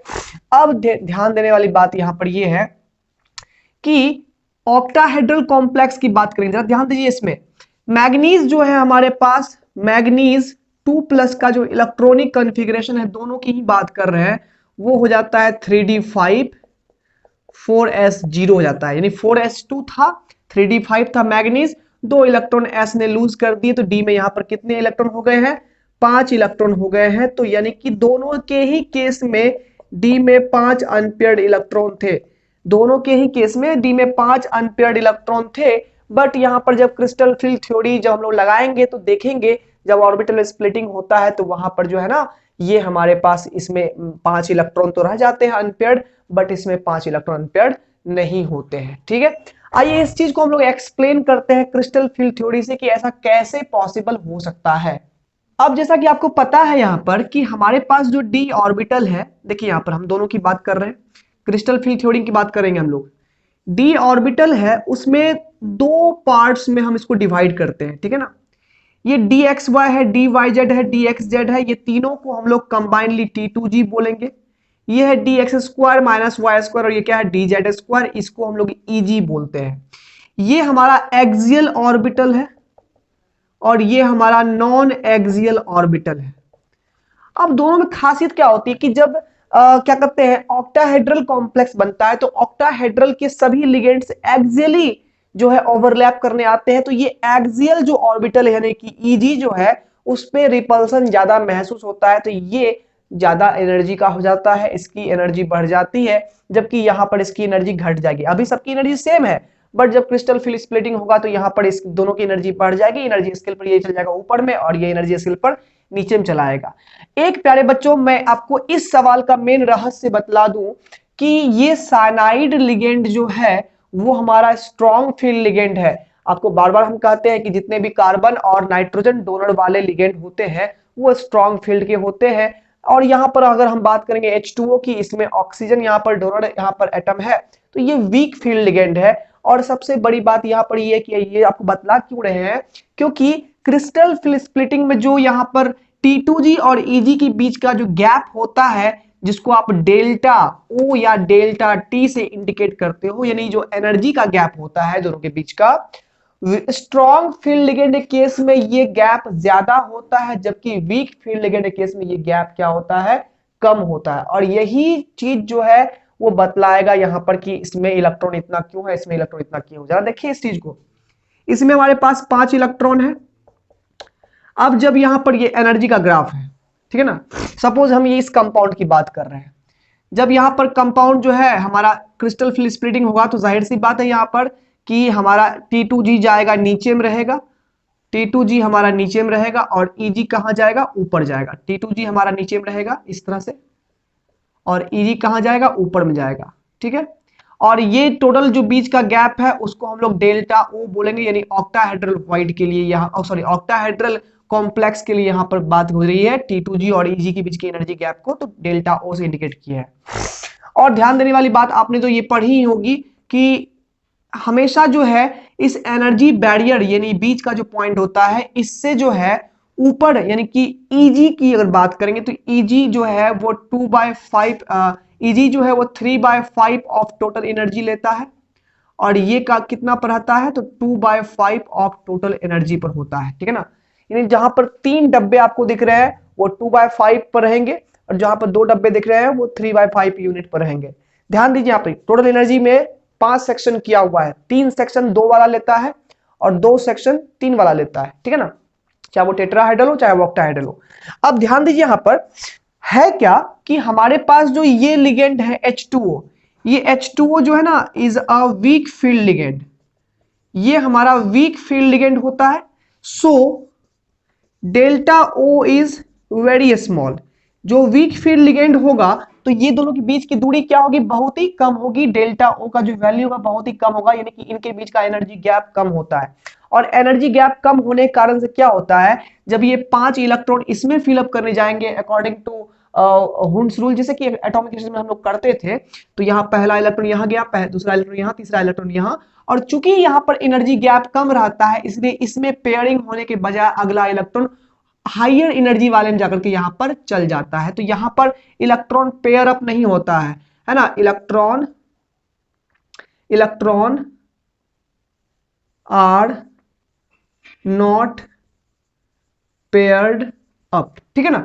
जबकि अगर हम बात करेंगे इस केस की बात करें, इसकी बात करें, तो साइनाइड के केस में क्या होता है, यहां पर ये स्ट्रॉन्ग फील्ड लिगेंड है, तो इसमें क्या होगा, ध्यान दीजिएगा, ये हमारा एनर्जी का ही ग्राफ है, एनर्जी का ही ग्राफ है, और इसमें जो हमारे पास ये 5d ऑर्बिटल है, जिसमें कि एक एक इलेक्ट्रॉन यहां पर है, एक इलेक्ट्रॉन करके यहां पर है, ठीक है। ये हमारा क्या होने वाला है, इस बार डेल्टा O का जो यहां पर गैप होगा वो डेल्टा O का गैप पिछले वाले से ज्यादा होगा, ठीक है। आपको गैप बढ़ा के दिखा देना है यहां पर।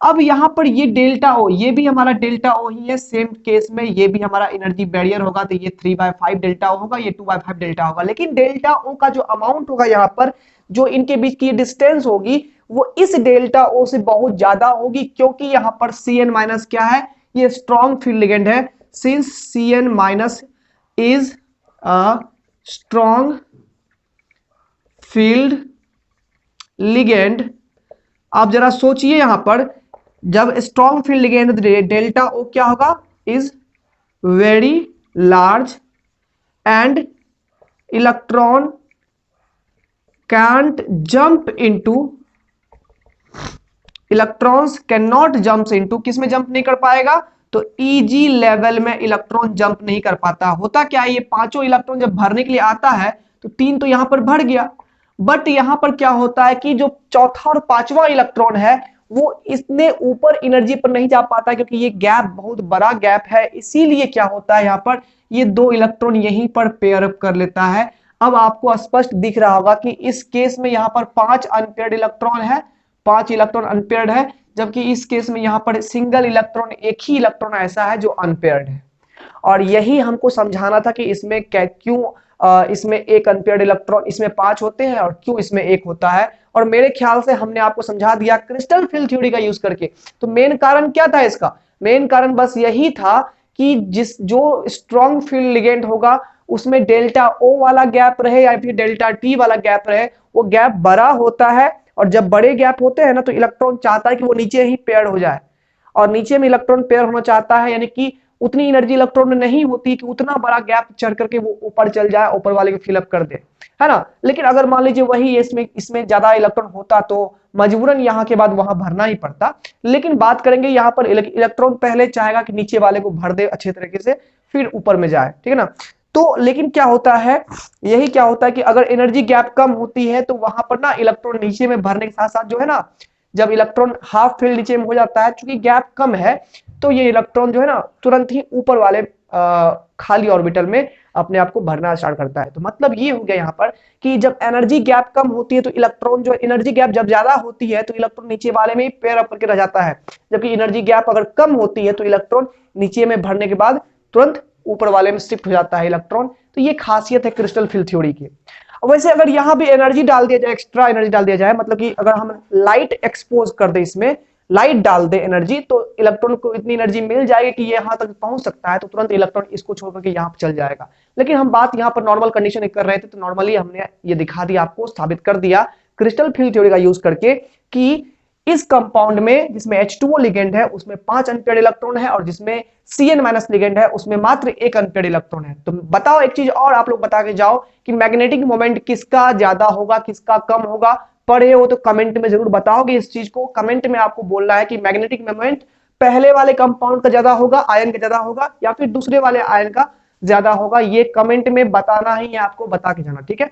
इंटेक्स्ट 9.11 यानी कि इंटेक्स्ट का 11वां क्वेश्चन है कोऑर्डिनेशन कंपाउंड का, एनसीईआरटी बुक से। सवाल में यहां पर क्या है कि स्टेबिलिटी कांस्टेंट आपको जो है दिया हुआ है, बीटा 4 जो है वो एक्चुअली में कोऑर्डिनेशन कंपाउंड का स्टेबिलिटी कांस्टेंट कहलाता है, स्टेबिलिटी कांस्टेंट कहलाता है, ठीक है। और आपको जो है निकालना है ओवरऑल जो इक्विलिब्रियम कांस्टेंट, जिसको आप लोग डिसोसिएशन कांस्टेंट भी बोलते हो, आपको डिसोसिएशन कांस्टेंट फाइंड करना है, ये कितना होगा। तो मतलब कि एक कंपाउंड दिया हुआ है CuNH3 होल 4 2+, ये कंपाउंड दिया हुआ है। कह रहा है कि इस कंपाउंड का ओवरऑल स्टेबिलिटी डिसोसिएशन कांस्टेंट यानी इक्विलिब्रियम कांस्टेंट फाइंड करो जब बीटा 4 का वैल्यू 2.1 इंटू 10⁻13 हो। दैट मीन्स ये स्टेबिलिटी कांस्टेंट का मान इतना दिया हुआ हो। याद रखना एक चीज कि जो कंपाउंड जितना ज्यादा स्टेबल होता है वो उतना ही कम डिसोसिएट करता है, यानी कि स्टेबिलिटी कांस्टेंट जितना ज्यादा होगा डिसोसिएशन कांस्टेंट उतना कम होगा। कह सकते हैं हम लोग यहाँ पर कि डिसोसिएशन कांस्टेंट यानी KD जो है वो इनवर्सली प्रोपोर्शनल टू होता है स्टेबिलिटी कांस्टेंट बीटा 4, ठीक है। यानी कि कह सकते हैं हम लोग dissociation constant is inversely proportional to stability constant. Clear है। अब यहां से क्या होता है कि जब यही चीज हम लोग यहां पर इसको मैथमेटिकली लिखे, तो मैथमेटिकली इस तरह से लिखते हैं हम लोग, याद करना इस पॉइंट को कि dissociation constant is reciprocal of stability constant. कोई भी कंपाउंड हो बाबू, कोई भी कंपाउंड हो, अगर वो कंपाउंड स्टेबल है तो डिसोसिएट कम ही करेगा, ठीक है ना। तो यहाँ पर फाइनली हम लोग को KD निकालना है, डिसोसिएशन कांस्टेंट निकालना है, तो क्या हो जाएगा 1/β4 हो जाएगा। और यहाँ पर ये रेसिप्रोकल होता है, एक दूसरे का रेसिप्रोकल होता है। और बीटा 4 का वैल्यू यहाँ पर दिया हुआ है कितना 2.1 10⁻13 दिया हुआ है। इसको हम लोग करेंगे तो 10 यहाँ पर कितना हो जाएगा, ये -13 हो जाएगा ऊपर में, बाई कितना होगा 2.1 हो जाएगा। इसमें हम लोग करते क्या है यहाँ पर, मान लो कि यहाँ पर करते क्या है हम लोग 1 बटे यहाँ पर कर देते हैं 2.1, यानी कि 10 बाई कितना हो जाएगा 21 हो जाएगा, 10⁻13 हो जाएगा। सॉल्व करोगे तो यहाँ पर कितना हो जाएगा जी 100, तो यहाँ पर 0 पॉइंट कर देते हैं पहले, ऊपर 100 हो गया, तो 121 चौके 84 हो जाएगा, 84 और 1600 हो जाएगा, नहीं हो जाएगा 21 84 84 1600 हो गया, 16 पर 1 0 160 आ गया, 21 अगर 7 बार में लगा दें तो 21 गुना 7 कितना हो जाएगा, 21 गुना 7 7 14, हाँ 13 बच जाएगा, तो ये 7 बार में लग जाएगा। 0.47 into 10 to the power minus 13 हो जाएगा, तो ये हो जाएगा 4.7 into 10 to the power minus 12 हो जाएगा। ये हमारा क्या वैल्यू आ गया, डिसोसिएशन कांस्टेंट का ये वैल्यू आ गया।